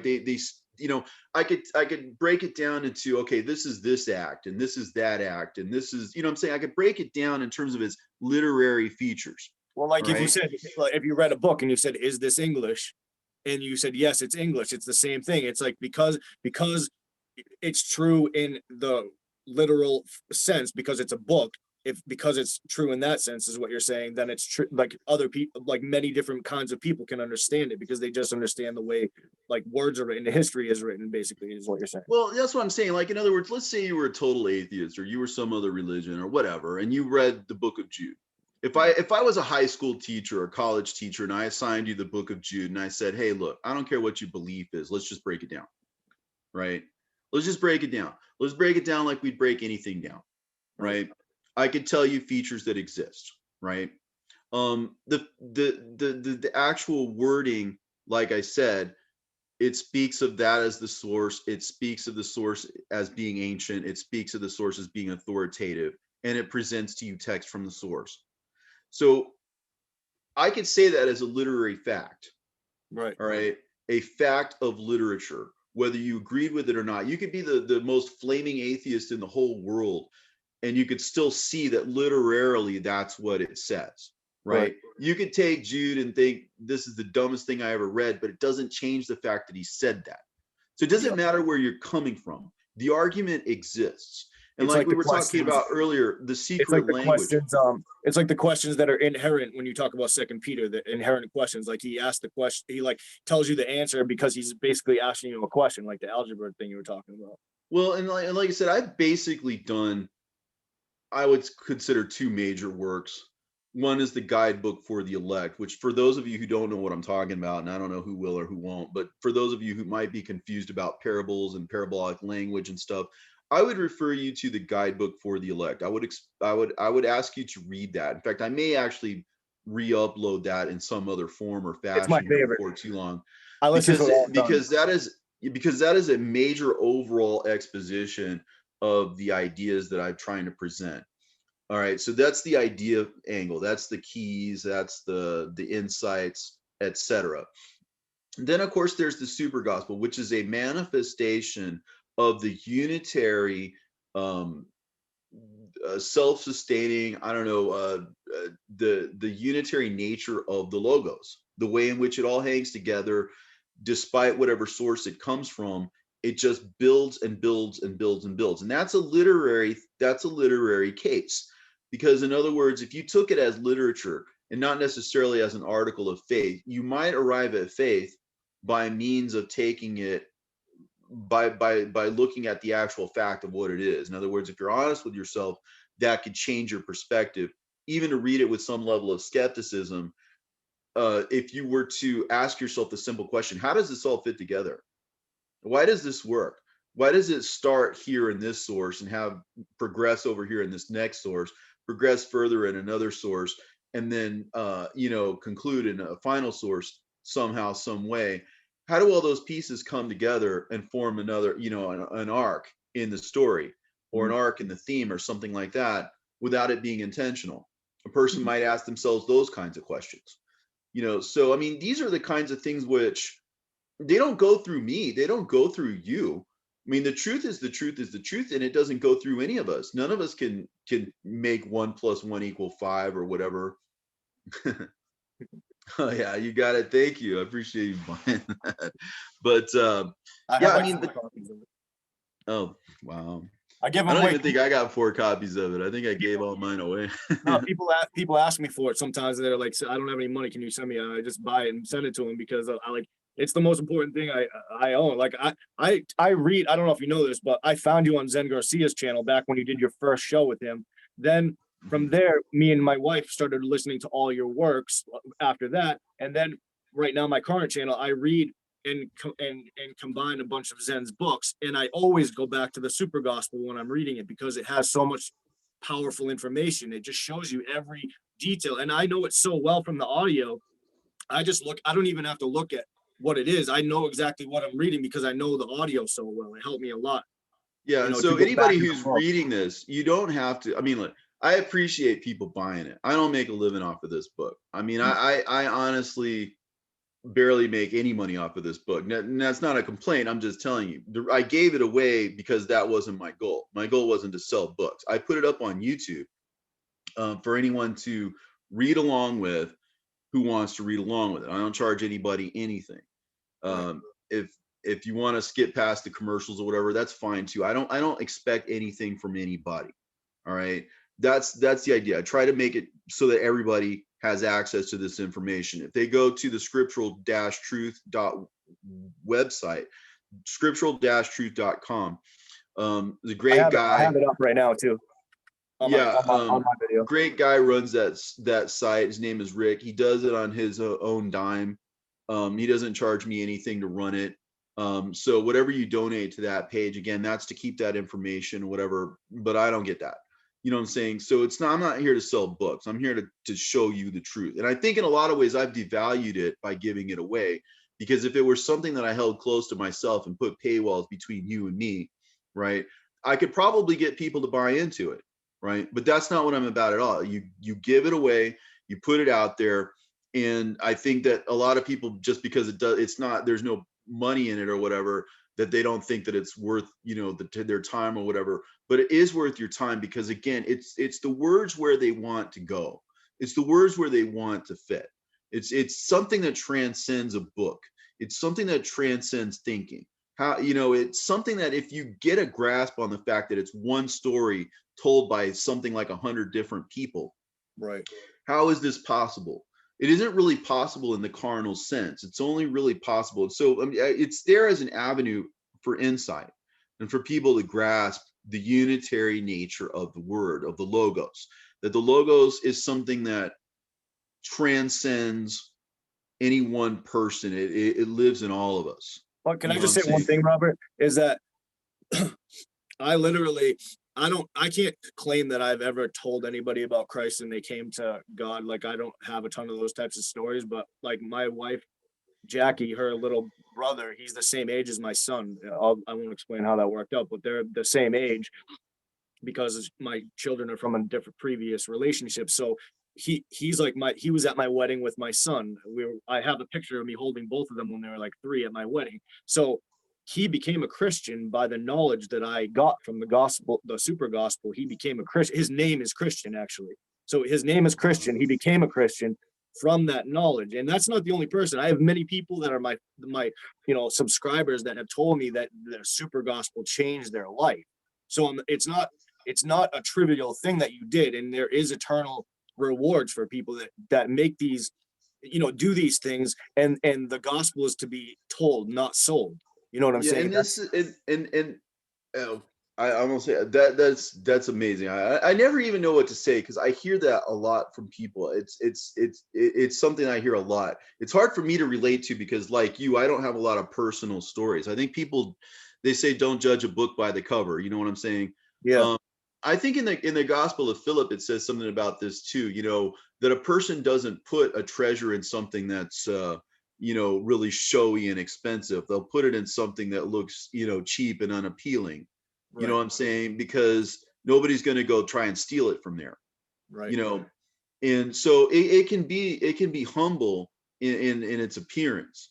Um, and I think the same thing sort of applies to me. I don't come across as being like particularly charismatic or particularly whatever. And so when I speak, a lot of times it just goes over people's heads, and I don't know why. You know, for me, it's like I get a ton of pushback from people, and it's always amazing to me when people talk about myself and my wife, or myself and my kids, or you know what I'm saying. right. It's amazing to me, because I think people do a lot of judging by the cover, and they don't see the important message, you know what I'm saying, that's there, because it's what that is a demonstration of is something that is so far beyond anything surface level. It's so transcendent, and it's powerful on its own because of what it is, you know. And that's the thing, it is Well, what it is. maybe sometimes the things that you speak go over people's heads, though, because like, for instance, it's just a simple metaphor, but I'm saying, like, how like sometimes like a general will be talking to captains, and then the people below the captains don't necessarily understand what the general said because they don't understand the big picture type thing. Mm. Maybe in a sense what the things you speak sometimes, like certain shows like that you've done, are so high up in the spiritual realm that they're only meant for generals, you know what I'm saying, or other captains, or you know what I'm saying. But I know Mhm.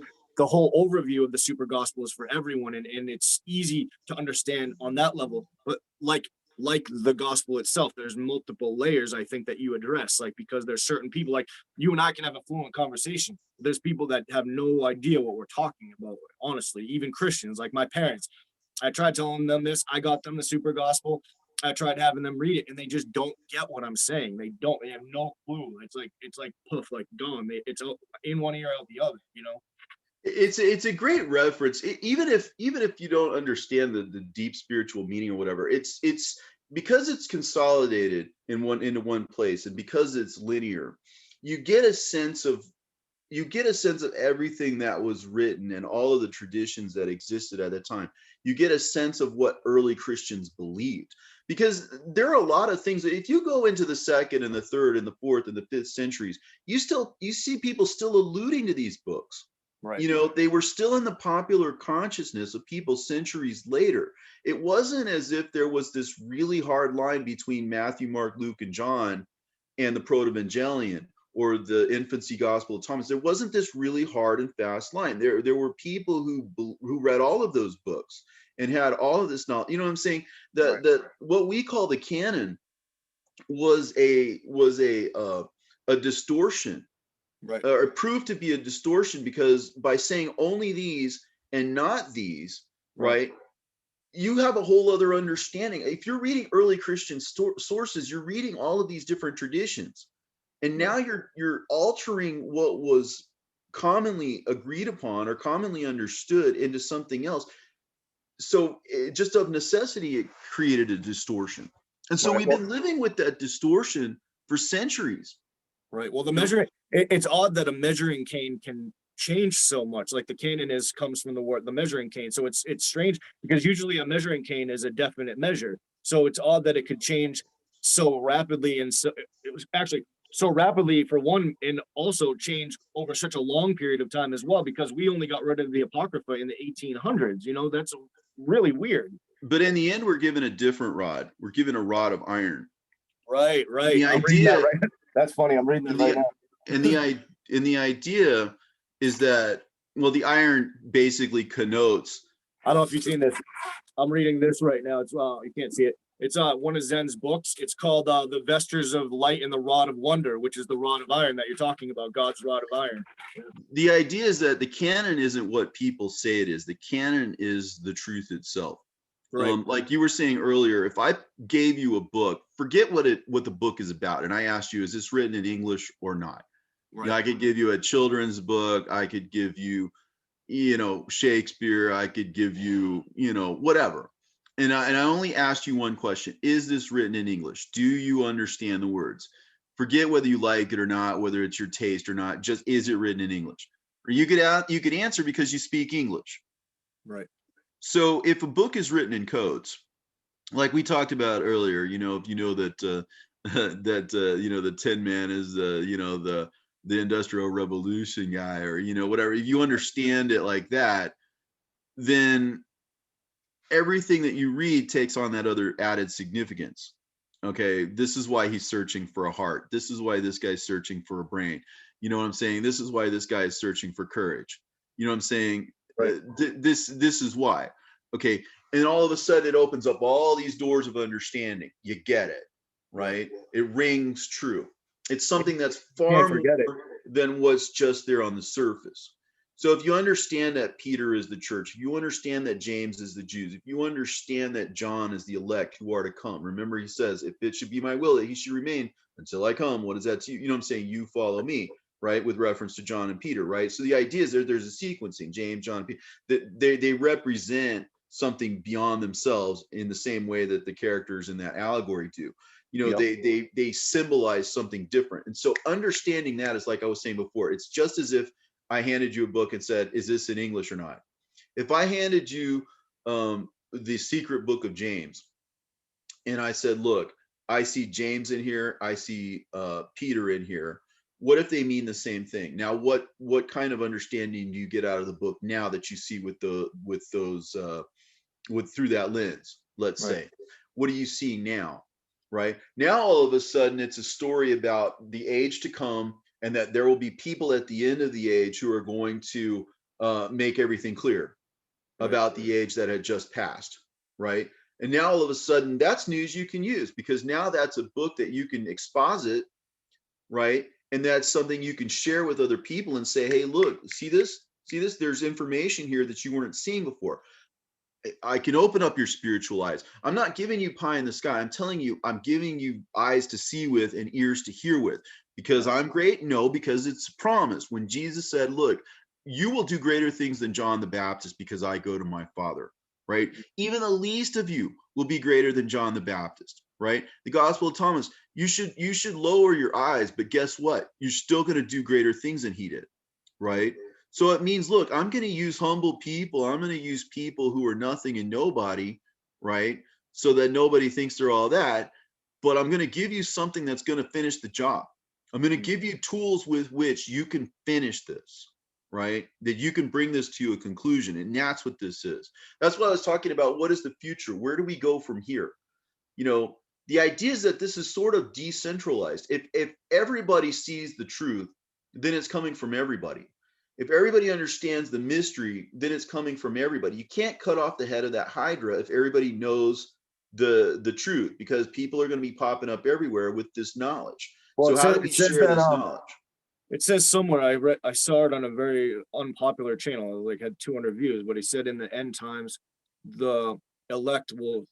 He said the 144,000. You know, I don't want to get into the debate about that, but he said that the 144,000 will all be singing the same song, and it reminds me of what you're saying, is that everybody will speak the same thing. Everybody will know the mysteries that have been hidden since the beginning of time, Yeah, and basically. that's like in the book of Revelation where it talks about people hymning. It's because when you're Yeah. singing a song, everybody's either singing their little part in time with every, but it's one big whole, Right. right? So everybody's either singing the same thing or they're singing their part of the same thing. But regardless of how you look at it, they're in harmony with one another. They're harping, they're singing, they're all in tune, they're all in concert with one another. That's how it's going to be. We're all going to be in concert with one another. You know, I might be ringing the little triangle or something like that, and somebody else might be playing, you know, the harp or something. Right. You know what I'm saying? But Yep. everybody's on the same page here, and everybody's singing the same song, metaphorically, of course, you know, because Yeah, that's but what that kind of denotes. I heard Jesus say one time, I forget the text, but he said like they said, what do you something, and he said, I only have these white stones. And so it also that harmony also reminds me of the shepherd of Hermas, where there's the tower, which is the white stones that build the true church in the end times or whatever. I assume it's the end times because the woman changes her appearance 3 times or whatever, so she's old by then. So it's like Mhm. kind of like where Peter is old and he's like an old man at the end of, he says, I know you love me, or feed my lambs, or feed my sheep, or whatever. Like the age, you can see the time cues, like of how it changes over time. So it references almost like his 3 denials. He says, feed my sheep, he doesn't do it, or feed my lambs or whatever, he doesn't do it, feed my sheep, and then whatever. You know what I'm saying? That part of the Bible where he said, it's like the different times where Peter denied him over, which is the church, over the course of time, and then he never does it, and then the elect have to come in, which is John. Mhm. John has to teach everybody the truth, and then, like you said, hopefully the church uses some of its resources to help John preach the gospel, because at the end they do preach together. And so, for those of you who might not be following what he's talking about, again, I would, not to repeat myself, but I would go back and I would look on my channel for the guidebook for the elect, because he's obviously read it along with a million other things too. This is the first time we've actually ever spoken, you know what I'm saying, or done an interview together. You Yeah. know what I'm saying? And we're already on the same page, right? That's the thing. That's the strength of this argument, because he's got eyes to see just the same as me, and anyone else could have eyes to see. When he says go out and, you know, heal the sick among them, you know, the idea is that people are, again, there's a physical level and there's a spiritual level. People can be sick on the physical, but when he heals someone who's physically ill, he's healing, in effect, on the spiritual level. He's healing them spiritually. When he's healing people's physical eyes, again, not to sound like a broken record, but he's healing their spiritual eyes. There's always a spiritual meaning. There's always that allegorical understanding. Dorothy isn't just Dorothy. The scarecrow isn't just the scarecrow. All right. And Jesus and James and John or whatever, they also represent things beyond themselves. And so, in just the same way, right, if you can understand the language, if you can understand the English, so to speak, then you get it. And so you grow from that because you understand. I mean, it's just something that builds on itself. And like, I've never come across anything that caused me to think I was ever wrong, right? And you've never come across anything, right, to ever think that this was really wrong. This is it. This is what I'm I, trying to tell I you. went to I went to Christian school my whole life, Robert. Like I know Carol mentioned that she was in a church a long time. I've been in Christian school from kindergarten till 12th grade, and then I went to public college at Wentworth in Boston, and so I went directly into the lion's den, so to speak. And I had no idea about the world. I was the most naive person ever. And when I read the super gospel, there's not one thing that conflicts with all the teachings that I ever got from the church. In fact, a lot of their teachings conflict because they didn't even know what they were talking about. When you read this, it just brings the light. It's like a light switch goes on every time you read it. Like, for instance, when Jesus is 3 years old and I think he's 3 years old and he's leaving Egypt with Mary and Joseph, and the two thieves come, and then they don't. One doesn't want to sound the alarm for them, and one does, so he can rob them or whatever. And then Jesus says, "These two men will be crucified next to me when I'm in 30 years from now." Mary says, "God forbid." So you find out, why did Jesus choose the thief that he chose? Like, and I'm not saying that's why he chose him, but you never know, why did he pick that thief? Because yes, Jesus, he does accept that Jesus is the Christ. He sees the things that are happening around him as he's dying next to Christ. So he sees those things, but it also gives some credence to the fact that that thief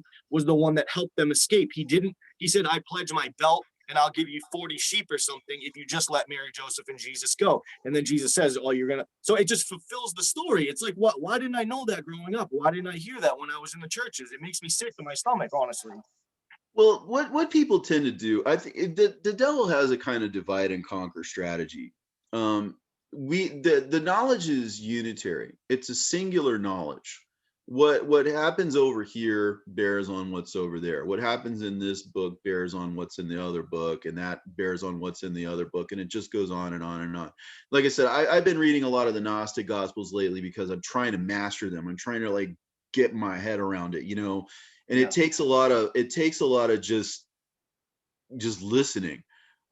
Faith comes by hearing, and hearing by the word of God. I mean, this is faith. It's not some weird pie in the sky like what they call gnosis or whatever. It's nothing weird or freaky or mysterious about it. It's like I was saying before. It's like an insight. It's like you get it. It's like when you understand that there are books outside of the canon. It's like everybody in the church says there's a canon. Everybody who's in the church, it's like that whole idea just disappears and you're liberated from it. You're free from it. And all of a sudden it's like, wow, I don't have those shackles on my mind anymore. I don't have those barriers anymore. I have a true freedom. I know the truth, and the truth has set me free. It has already done so. Like, if you hear what I'm saying, your spiritual ears are opening. If you see what I'm talking about, your spiritual eyes are already opening, right? If you're able to articulate what I'm saying, he's already loosed your tongue. Right. Okay. That's what all this means. So it is enlightenment for people. It is a certain level of enlightenment. What I'm saying, he's going to ramp it up at some point because he's going to make prophets out of us. He's going to make martyrs out of us. He's going to make angels out of us. He's going to use us. This is what's happening. Again, I'm not one of those like end of days people. I really, really avoid talking about that because I don't want to get caught up in any kind of other thing. I want to keep my eye on the ball. You know what I'm saying? I feel like no, it has to be that way, Robert, because there's certain people that are tasked with certain things, and when you go down that road, it's almost like you get sucked back into the different people that have prophecy books about Revelation, and then it gets away from the metaphoric language that you get with that series. If you hear what I'm saying, you have ears to hear. Right. If you see what I'm saying, you have eyes to see. I love that. That's what the Bible says. That's what the Bible says. Heal the sick among them. Give them, eyes to see and ears to hear. That's the command. When you go into their churches, you eat what they feed you, which is talking about the spiritual food. Like, show them these books, how they relate to their books. They might not. If somebody only wants to believe the canon, right? I can still show them out of the canon that what I'm saying is true.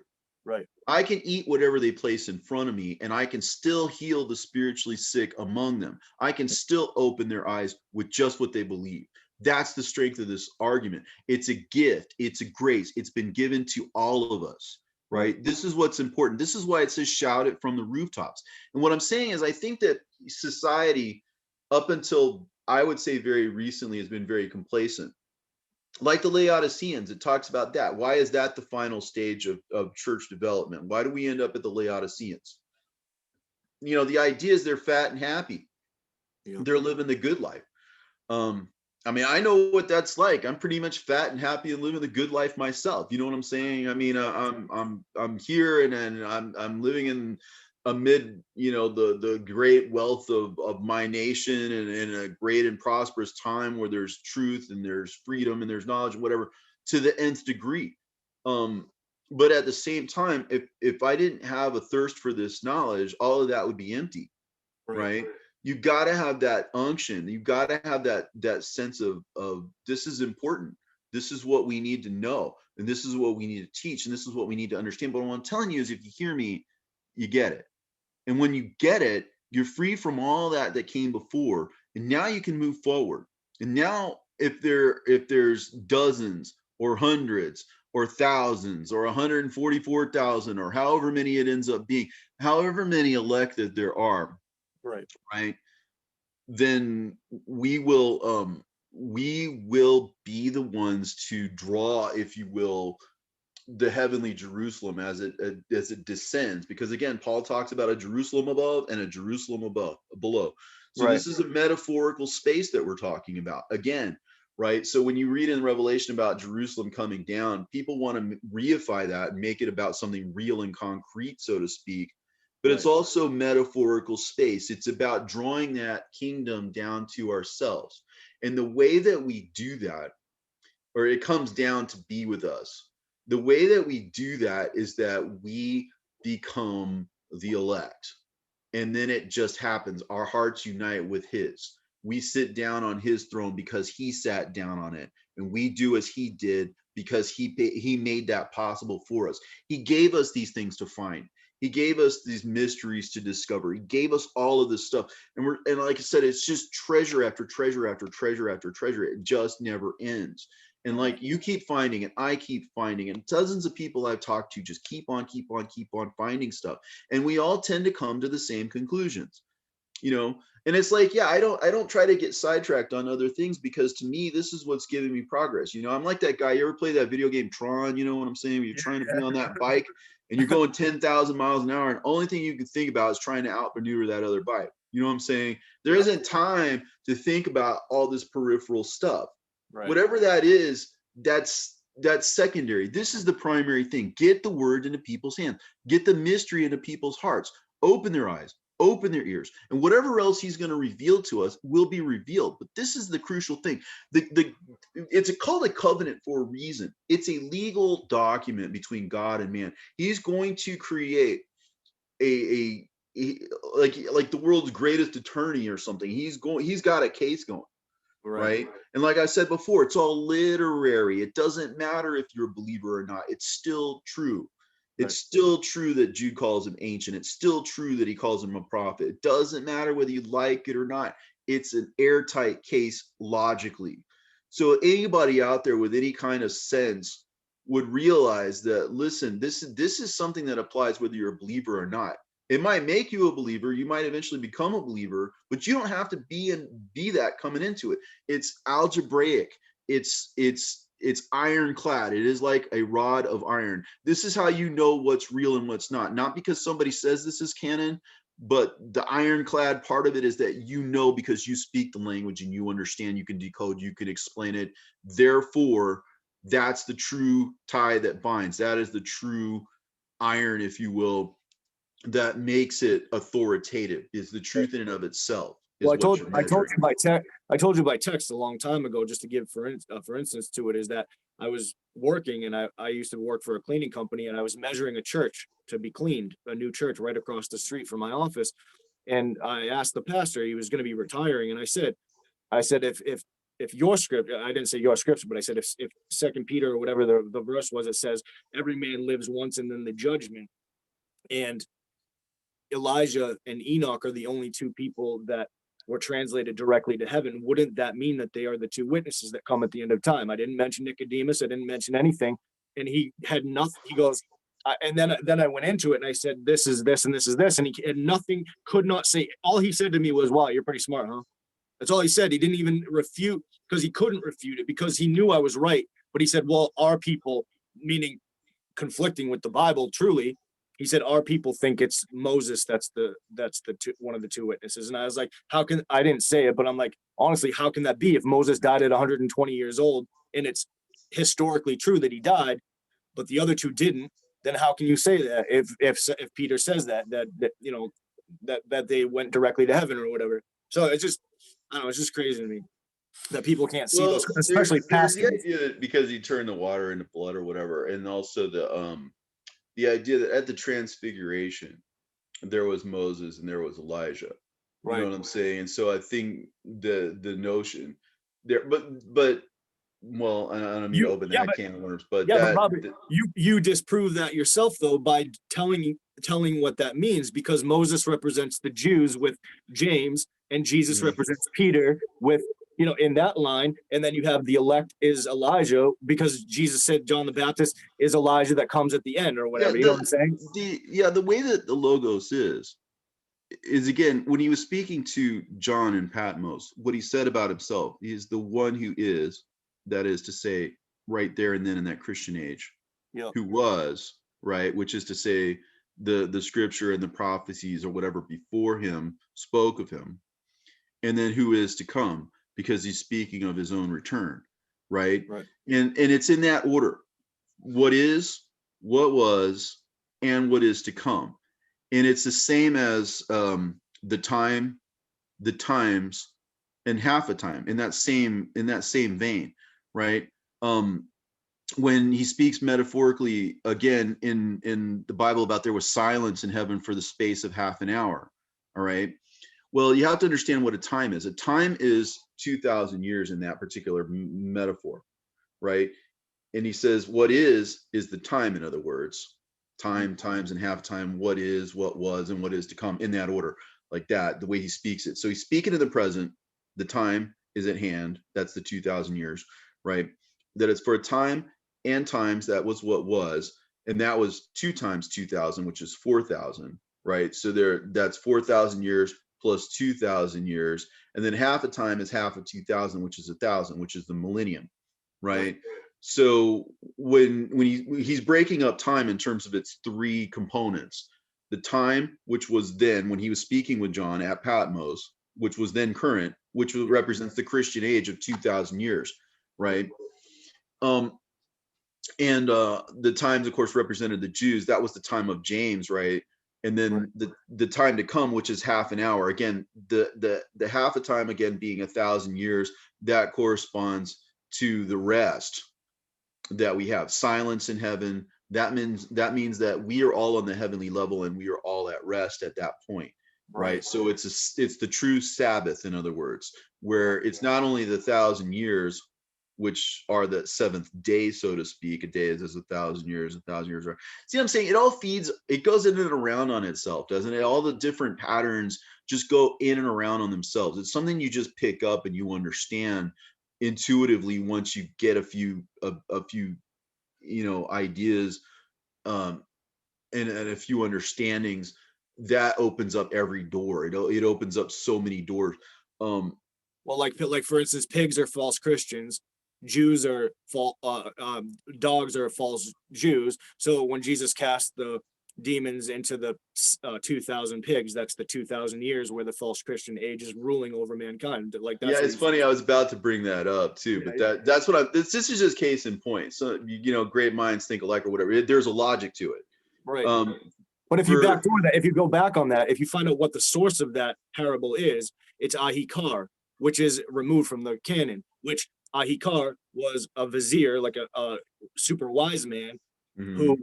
was given a child as an adopted son, who was his nephew or whatever, who screwed him over basically. Right, And Nadab. but you find out why did he get that as his son? Why didn't he get a son when he prayed for him? Because he prayed to idols first. So it has to do with idols. Then you go into like what is it, Matthias or something. There's like a gospel of Matthias that he talks about like how the idols are the reason that they separate themselves from the pagans, is because of idols. We don't worship idols, he says. And then you go to the testament of Job, which isn't in the canon, the actual testament. The reason Job was actually tested is because he destroyed a statue, an idol that had Satan possessed inside of it. And so Job knew that he was going to be tested because he did that. He was told beforehand. But everybody always says, oh, God's not just because he did all his mean things to Job. No, Job approved of that contest and he wanted to battle Satan in that contest. And it had to do with idols. And that's I don't want to pick on any group, but I'm saying that we know the Catholics changed the Ten Commandments. I have a Catholic Bible right here. They changed the Ten Commandments, and most of the books that are removed talk about idol worship. And so all these books that have to do with one another and teach you a lot of the keys and confirm the keys, they speak about idol worship, and that's what God said. He hates all that stuff that is currently in this world system. And idols can be many other things besides statues, but for the most part, that's what was going on in pagan times. Even in the super gospel, where the flags, when he's going in to talk to Pilate, the flags had fallen angel statues on the top of them, and they all bowed down before Jesus because they're all representative of the fallen angels. And even when he went through Egypt, all the statues crumbled and fell down, and all the demons were cast away just by Jesus being around him. Right, and in metaphorical terms too, we could look at our institutions as idols. We could look at our traditions as idols. We can look at everything that we've been taught just topples. Like what we were saying before, once you get this understanding, it's like automatically you know that the canon is wrong. So that everything that's been built on that concept goes right out the window first thing. So you already have a kind of a conversion experience at that point where you recognize that that idol has fallen, that has shattered into a million pieces and no longer is, right? So you no longer bow down to that. In other words, you don't put your time and your energy and your thoughts into that futility that can do nothing for you, right? So in metaphorical sense, what it's really talking about is the idea of being free from anything earthly or anything created by people's hands or minds or thoughts or whatever. The idea is that these institutions are gone. So we're at the end of the age. This is my assessment. We are at the end of the age because we have this knowledge. That's the way we know. We waited for it. Seek and you will find, right? Know the truth and the truth will make you free. If you understand what we're talking about, if you out there listening, kind of get the gist of what we're talking about. Some of you, I'm sure, already know all this stuff.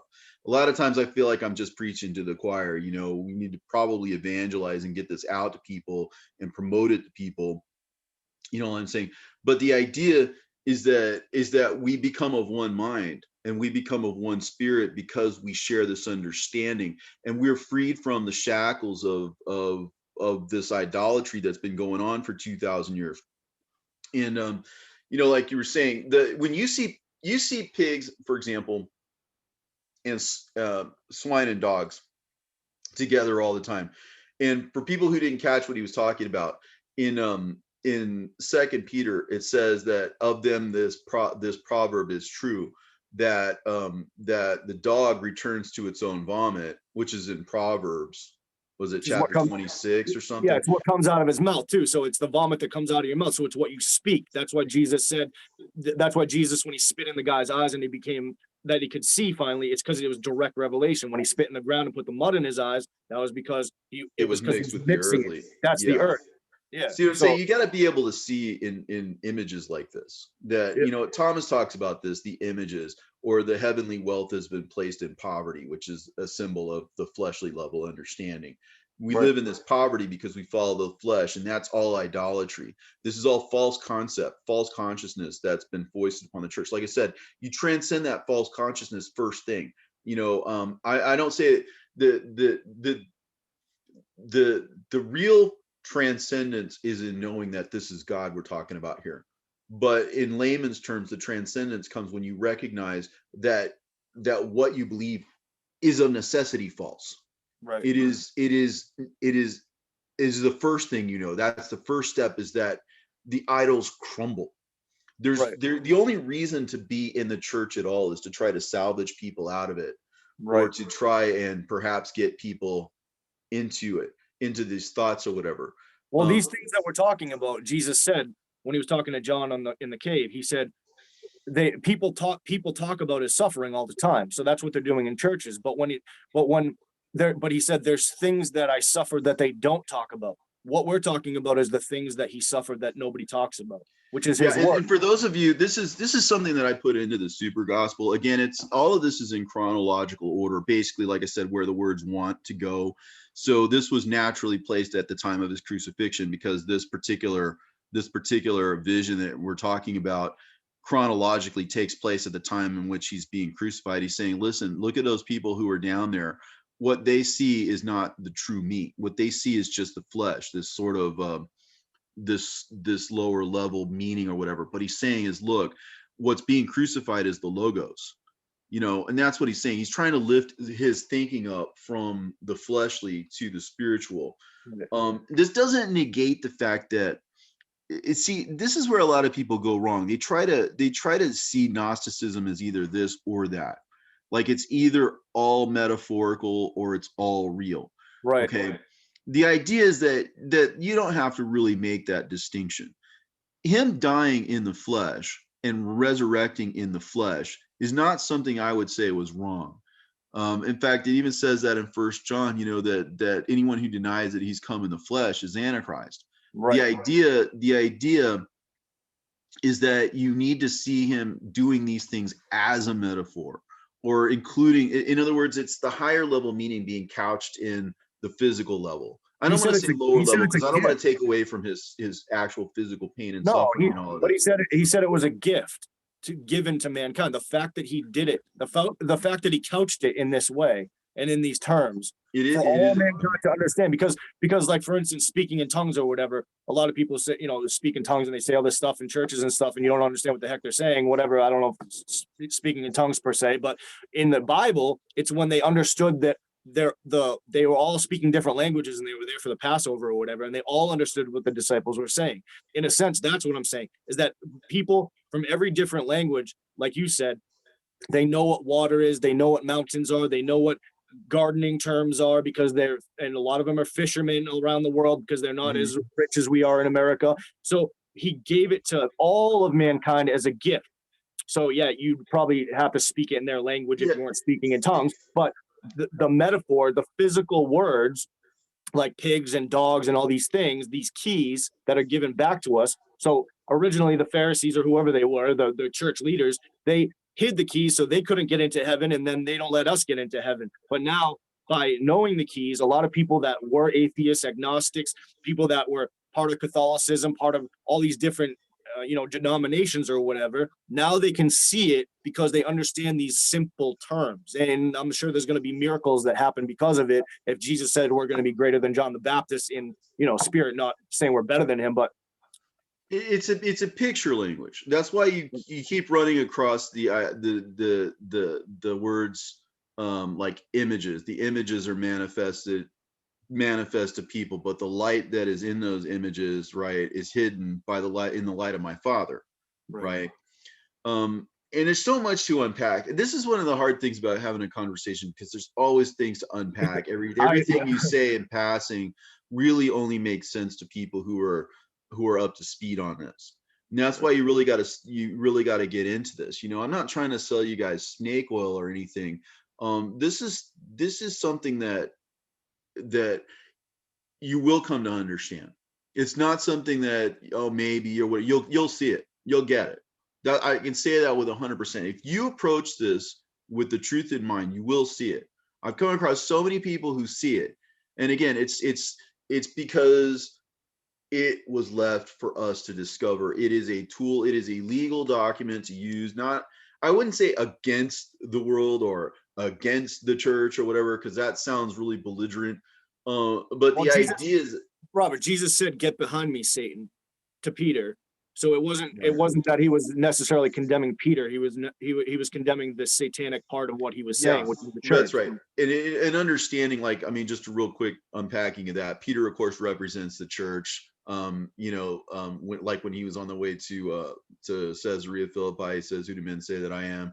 And eventually Peter says, "Well, thou art the Christ, the Son of the living God."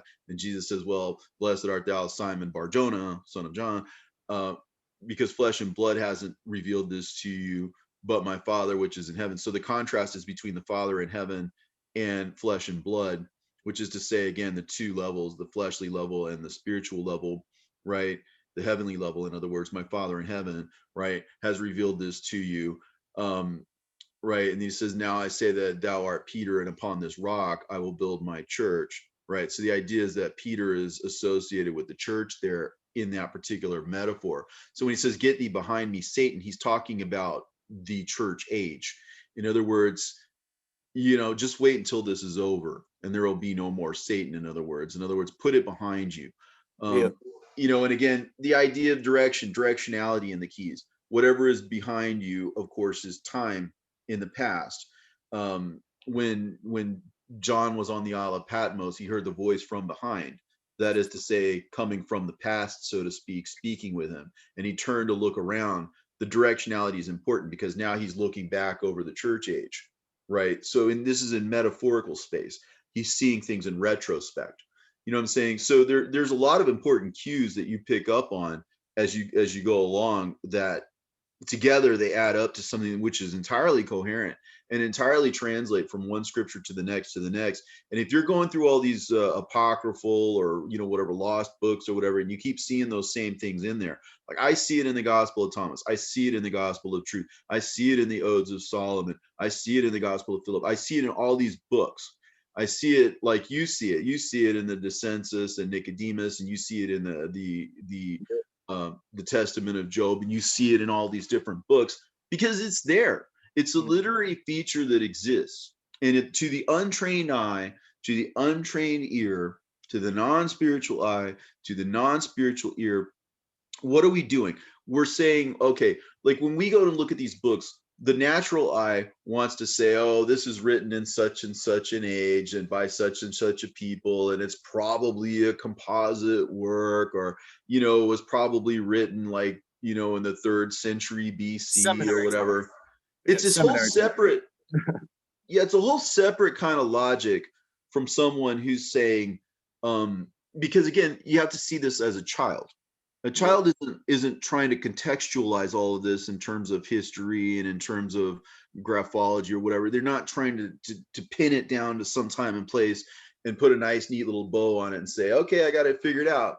You know what I'm saying? That that's not it.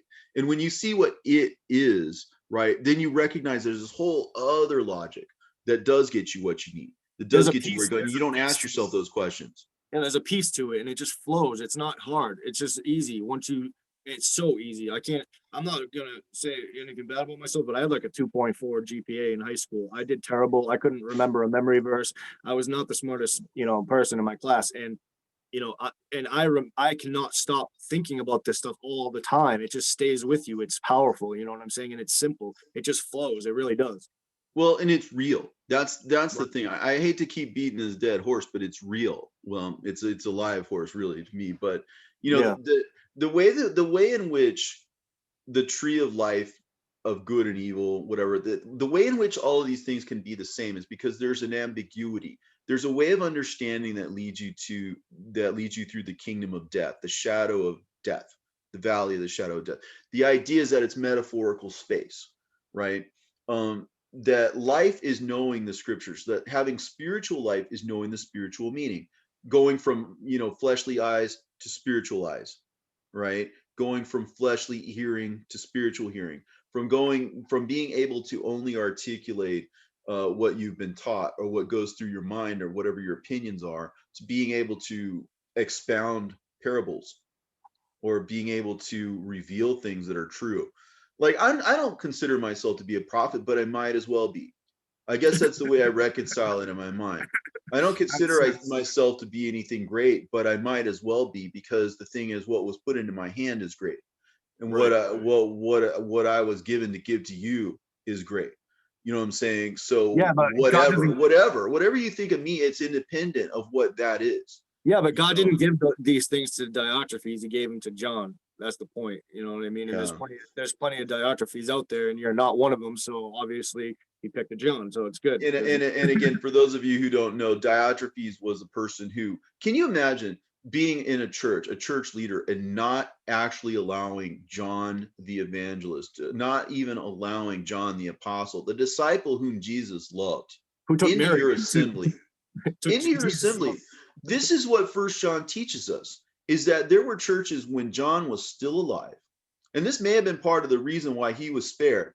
Not only because he was the last one, the one to live the longest, as a concomitant with the fact that he's there until, quote unquote, he returns. Right. The idea that it follows that pattern anyway, it makes sense that he would be spared. But the idea was that so that you would know that in his age, that he was not accepted in his own church, that this cat named Diotrephes was in his church and would not have him speak to those people. And sometime subsequent to that, he ends up in Patmos. For all we know, Diotrephes might have been the one to turn him in. You know what I'm saying? That's a wild guess, but it's not inconsistent. Him or someone like him. The idea is that these people were not welcome, right? So the overthrowing of this mystery happened while the disciples were still alive, and one that we know of for sure. So the idea is that there was heresy that literally did not accept the apostles themselves during the life of one of the apostles that we know. And that even of itself is a metaphor too, because if you realize that Peter represents the church and that the church denies Christ 3 times over the course of the age, which is the 2,000 years or the 2,000 pigs or whatever, and the demons are cast into the 2,000 years, you look at it, you just go look it up. Go look up when the Gospel of Nicodemus, I'm not saying you, Robert, but I'm saying like anybody, go look up when was the Gospel of Nicodemus rejected? It was right around the 1600s, when at the same time Martin Luther was doing all this stuff, rejecting the Catholic books that they had, because like I said, it's like Lord of the Rings, where each part is given to a different denomination. So everybody has a piece, but everybody argues over their piece. So, and then who's at the top? The devil is, with all the, because he knows the scripture better than all of us, honestly, and he knows what he has to do. And Jesus said, even like he said to Judas, go do what you're going to do quickly. You know what I'm saying? Go do it quick, because you're only going to get this amount of time. And if you read the Ascension of Isaiah, and you read the Gospel of Nicodemus, you realize Jesus transformed himself into lesser lights, because if you go down in levels, the angels are brighter as you go up. So as he comes down, he makes himself look like the different angels because God told him to. You find out God told him to do that. So he disguises himself as he comes down. When he gets to the layers where the demons are, they don't even notice him because they're arguing about stuff like the Kardashians and stuff like that. They're arguing about stupid things. Then you find out, who the 2 witnesses are. When you go down to the underworld, you find out that Enoch and Elijah, they self-identify as the people that will fight the Antichrist at the end of time. We should probably want to know that stuff, since we're going to be dealing with that pretty soon. If you believe that 1948 was the start of the fig tree generation, and right around 1948 is when Roswell happened and all these fallen angel appearances and things like that. So it's all goes around on itself. You have Jesus tried in different tribunals in the middle of the night, and that represents this age of darkness. And they take he is the word of God, and they take his pieces of the word of God and make false accusations against him. That's what it said would happen. But all of this is a reward. We've been, like I said, I keep repeating myself, but it's important to remember that the world may be going to hell, so to speak. There are it's going the way that it has to go. It's like something that runs its course, like a sickness that runs its course, or anything else that ends in its own death. Error cannot help but err. Falsehood cannot help but be false. Weakness cannot help but be weak. Its strength is in our ignorance. Its strength lies in us not knowing. Right, but right there, Robert. No, right there is what you said. The weakness, that verse, the weakness of God, which I think is in Psalms, the weakness of God is greater than man's strength, or whatever it says. It's talking about the wisdom of Solomon, because he's telling you they removed the wisdom of Solomon, and they're referring to that book as God's weakness, because God doesn't have weakness. So what the heck is he talking about? It's telling you, go look at these other books. It's always pointing you to the books they removed, which fulfills Matthew 13:33, the 3 testaments. Right. And for those of you who like the armor of God, you go back, and that's Paul referring to the wisdom of Solomon as well. He's borrowing that imagery from the wisdom of Solomon. So he's quoting, or he's alluding to something that's very much in an extra biblical writing, or extra canonical writing, I should say. And in Hebrews, it's the same thing. There are allusions to Second Maccabees in the book of Hebrews. And in chapter 11 too, mind you, because I don't believe in accidents. Here it is, the chapter of faith. And you're going to go through the chapter of faith, and you're going to ignore an allusion to the second book of Maccabees, and you're going to ignore a direct allusion to the martyrdom of Isaiah. Yep. Right. All in the chapter of faith. Right. I think that's for a reason, because here it is, faith is this, faith is this, faith is this, and you're gonna go all the way through the chapter of faith, and you're gonna deny two direct sources that that lie outside of your canon, because they lie outside of your canon. That's the power of idolatry, because spiritual idolatry, that is to say, to the fleshly level understanding and to the teachings of men, where you're letting men be true and God a liar, Yep. right? And that right there is basically the unpardonable sin, because that's blasphemy against the Holy Spirit to say that the Spirit is lying in the face of men. So that is, that's an uncomfortable teaching. But the idea is that these people who knew the truth, and this is a caveat here, like even in Revelation, it says, for those of you who understand the words of this prophecy, or who see the words of this prophecy, or hear the words of this prophecy, right? For you to then add to it, right? Then you're adding these plagues upon yourself, right? The idea is that you have to have conscious awareness of what you're doing in order for this to be final and terminal. And for people who do it out of ignorance, again, they don't hear the words of this prophecy, not spiritually. So they're less to be blamed. So there is a whole world of people who Judas betrayed and Peter denied. It's two separate things. Yeah, it's a Peter was unaware. It's like they actually put in there, when he thought about it, then he went out and wept, right? Whereas Judas knew beforehand what he wanted to do and only regretted it after the fact, right? Yep. And his killing of himself, again, this is all metaphorical space here. Judas represents those people who consciously knew where the Logos was and betrayed it to the secular authorities. And the secularism has creeped its way into religion and our true religion, and Judaism, which again was the Judaism of old, which was also based on a canon. That was the synagogue of Satan. That is to say, there's the true Jew, and then there's the synagogue of Satan. The ones who say that there is a fixed number of books because we say we are the authorities, and we say which books matter and which books don't matter, because it's all based on what we say. Right? We're the ones who drew this box and said, these books are in, those books are out. You read this, don't read that. In fact, we don't even want these books to exist anymore. We don't want these ideas to exist anymore. We're going to burn these things. We're going to anathematize these things. Okay. These are the kinds of things where consciously, and why do you think that they were so afraid of the martyrs? Do you think it's because they love Jesus so much? They love the truth so much that the truth was so in their hearts that they had to kill people? You know what I'm saying?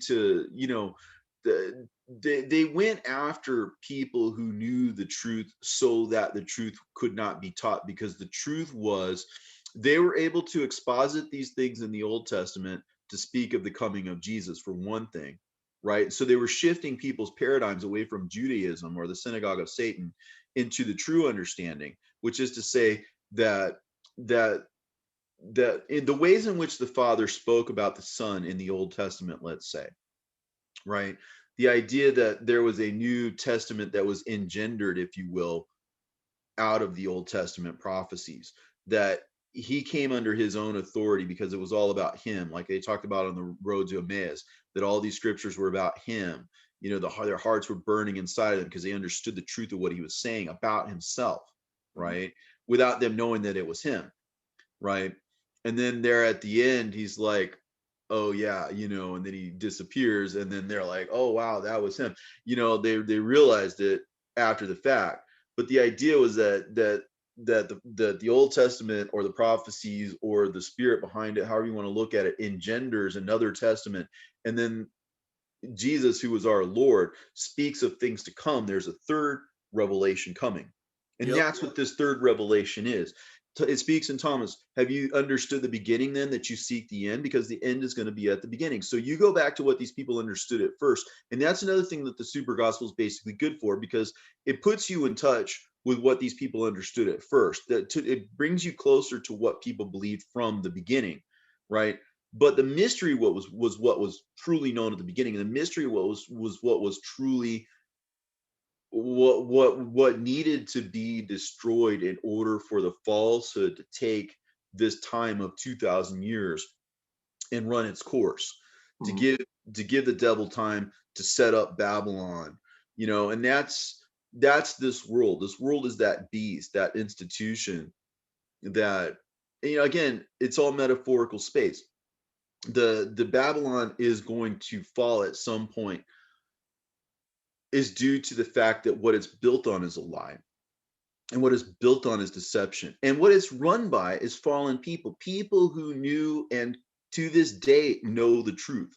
And again, I don't want to pick on anybody in particular, but people probably pick up what I'm saying. When you see upside down crosses, and when you see um, pedophilia images, and when you see those kinds of things, right? Yep.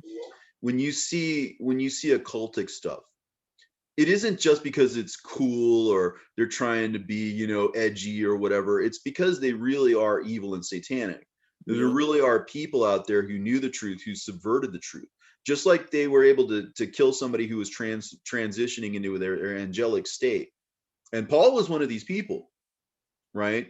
All the people who turned against Jesus, right? All the people who were one day they were like, Hosanna to the King, oh, whatever. And then it turned out that he wasn't going to do what they wanted him to do. And all of a sudden they turn against him. They're like, you know what? Crucify him, right? Yep. And who did they accept? Barabbas, right? Barabbas means son of the Father. He's a symbol of the Antichrist. They wanted the false teaching. See, there's Christ and there's Antichrist. And Christ is the heavenly level meaning, right? It even says this again. I've got it on my head because I've been reading it, but in the Gospel of Philip, it talks like that. Jesus is a concealed name. Christ is a revealed name, right? When you say Jesus Christ, you're going from that which is concealed to that which is revealed. This is why you can have our Lord Jesus Christ, because that's the three revelations, right? The idea that you have Christ Jesus refers to the man. And even Paul uses this syntax. He talks about the man Christ Jesus. He doesn't talk about the man Jesus Christ because he's coming from the heavenly down to the earthly in that sense. And when he was circumcised, they called his name Jesus, right? The idea is that the Jesus is the hidden name and the Christ is the revealed name. So there is the hidden and there is the revealed in the word. And so it just depends on that all that stuff. I've got all kinds of explanations. I've gone through and I've done expositions of every one of Paul's books, with the exception of Hebrews. I haven't done that one yet, but they're Robert, all in my Understanding Paul series. Yeah. before we go, I just wanted to tell everybody, I don't know if they know this or not, but they probably do, your listeners and mine, but on Robert's website, there's a whole PDF about the keys of the kingdom. He goes, all the things we talked about, the dogs, the east, west, north, and south, having to do with the past, the future, the heavenly kingdom, the earthly kingdom, the dogs, the pigs, all the stuff we mentioned as keys are on his website. It's not obviously all of the keys because you discover more as you go.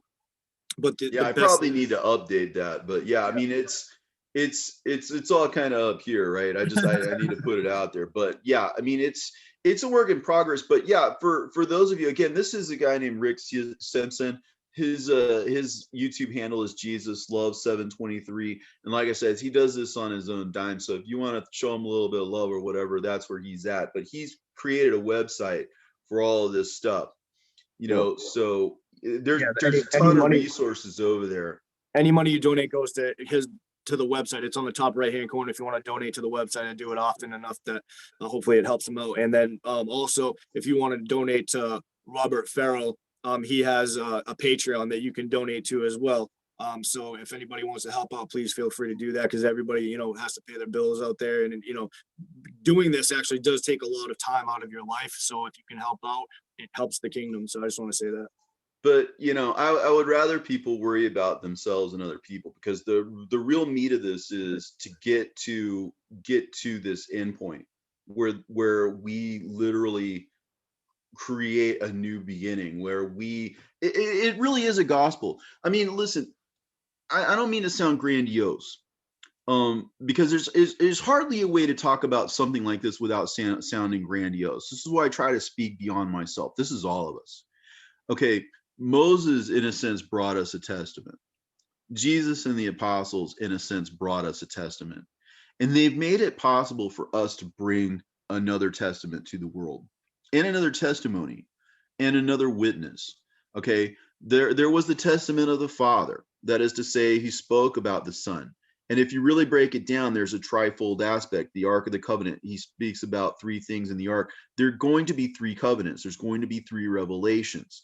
And again, the idea is that there is the teaching of the Father, there is the teaching of the Son, right? That's the Old and the New Testaments. Basically, my Father worketh hitherto, and I work, right? So again, the past, the present, right?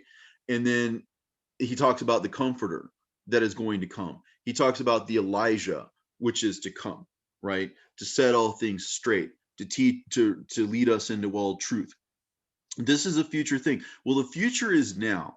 What I'm saying is, Right. if you hear it and you have spiritual ears, you know that it's true because you hear it. If you see it and you've gotten those spiritual eyes, then you know that it's true because you see it, right? So the idea is to get people seeing this, right?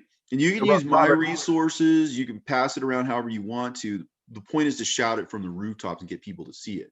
if I could just say one thing to add to that is that so Ron Wyatt supposedly found the Ark of the Covenant underneath where Jesus was crucified, and he's not allowed to open it until the Antichrist is revealed.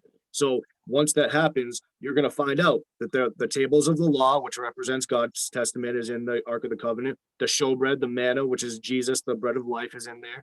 And then there's the staff that budded. The staff that budded, if you read the book I'm reading right now, and you also read Robert Ferrell's work, the staff that budded was what Joseph had to find out that he was gonna take Mary on to be his, betrothed to have Jesus as their son. So that staff that budded represents like basically the priesthood that all of a sudden came out of nowhere because it budded from not basically it just came, overnight, it just budded.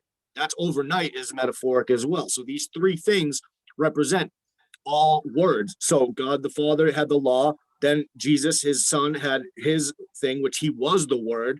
And then the third is the books that they removed, because only spiritually can you discern if they're supposed to be, read, basically. Yeah, the hidden manna, that's a future reference to, it talks about in Revelation, to him that overcomes. And what are you overcoming? You're overcoming the illusion, the idols, if you will, of the present age, or the age that's passing away, right? And then you're given to eat of the hidden manna, which is the hidden word, right? These are these hidden books. This is the hidden mysteries, the hidden things that are concealed. And then the rod, again, the budding, the rod is the cane or the cannon or whatever. When you start seeing the fruits that are being brought forth, the fruitage of it, right? That's what this is. You're able to bring forth the fruits and stuff from it. But the idea is that, that there are three symbolic items, meaning there are three covenants given to man. Oh my gosh, Robert, I just had an epiphany while we're talking right now because I'm reading this book. Interestingly enough, if the rod represents the Holy Spirit's testament, it's interesting because these books have been with us since the beginning, like it says in Jude, since Enoch's time. These books passed through the ark, Noah's ark, to come over to this world. So, the staff is said to have come from paradise, and it was given to Adam, and it passed down through all the patriarchs, and it became Moses's staff, which he split the Reed Sea with, for the Israel to escape, go through the Reed Sea or whatever. So, in essence, if the staff is the staff that budded and it came all the way from the beginning, that does match up metaphorically to all the books that were removed have come all the way from Enoch, and it progressively, comes to us now too. That's just interesting in my opinion. Yeah, I think the in terms of metaphorical sense, the idea is that we have a canon, and that the canon itself is what that rod represents. It flourishes, it produces flowers and buds and fruit, in the same way that your understanding of the canon or whatever also produces fruit. But anyway, the idea is that there's these three things in the Ark of the Covenant. Well, there's going to be three revelations, and that's been from the beginning. Right. And that we will be given to eat of the hidden manna, right, as a function of us overcoming that. Because what stands in the way of it keeps us from what's hidden, and it keeps us from that food, right? But getting that out of the way, in other words, overcoming the idol, if you will, of the 2,000 years of false teaching, it overcoming that gives us the right to eat of these things, where we get a new stone, a white stone, a New Testament, in other words, The two things that match that no one understands. The two things that match that are what you're talking about is like the 6 jars that Jesus turned into wine that he saved for the end of the wedding, and then Abraham's 6 sons from Keturah, which Paul only mentions briefly. It's something that's almost never mentioned, just like the books are barely ever mentioned. But the 6 sons and the 6 jars that turn in from water to wine. And Jesus said you have to empty out the old wineskins and prepare yourself, like use new wineskins to prepare yourself for that new understanding. That's something I had to do as a Christian because I wasn't prepared to accept these new things until I emptied out the old things. You have to unlearn it to learn the new thing, basically. Yeah, but I mean, what's great about it is, like I said, just seeing it, all of this stuff just passes almost instantaneously. It's Right. like you make a good, clean break from the past, and you realize, not that there aren't useful resources, not that there aren't things that you can use from it, but the whole teaching is gone. Right. The whole everything is gone, and so you become new just from knowing this. Well, I think we're at like 2 hours and 30 minutes, and I know today's an important day for you. So if you want to go, I don't want to keep you on a special day for yourself. Okay, well, it's been a great talk, and like I said, I think hopefully we can open up people's eyes and ears. Hopefully that based on the times that we're in, more and more people are going to be looking for answers and looking for truth than were before, and Right. hopefully that will provide a catalyst for us to move forward. 'Cause I've been talking the same thing. Anybody who goes after my old stuff, I've been talking the same thing since I hit YouTube back in 2007, I think it was.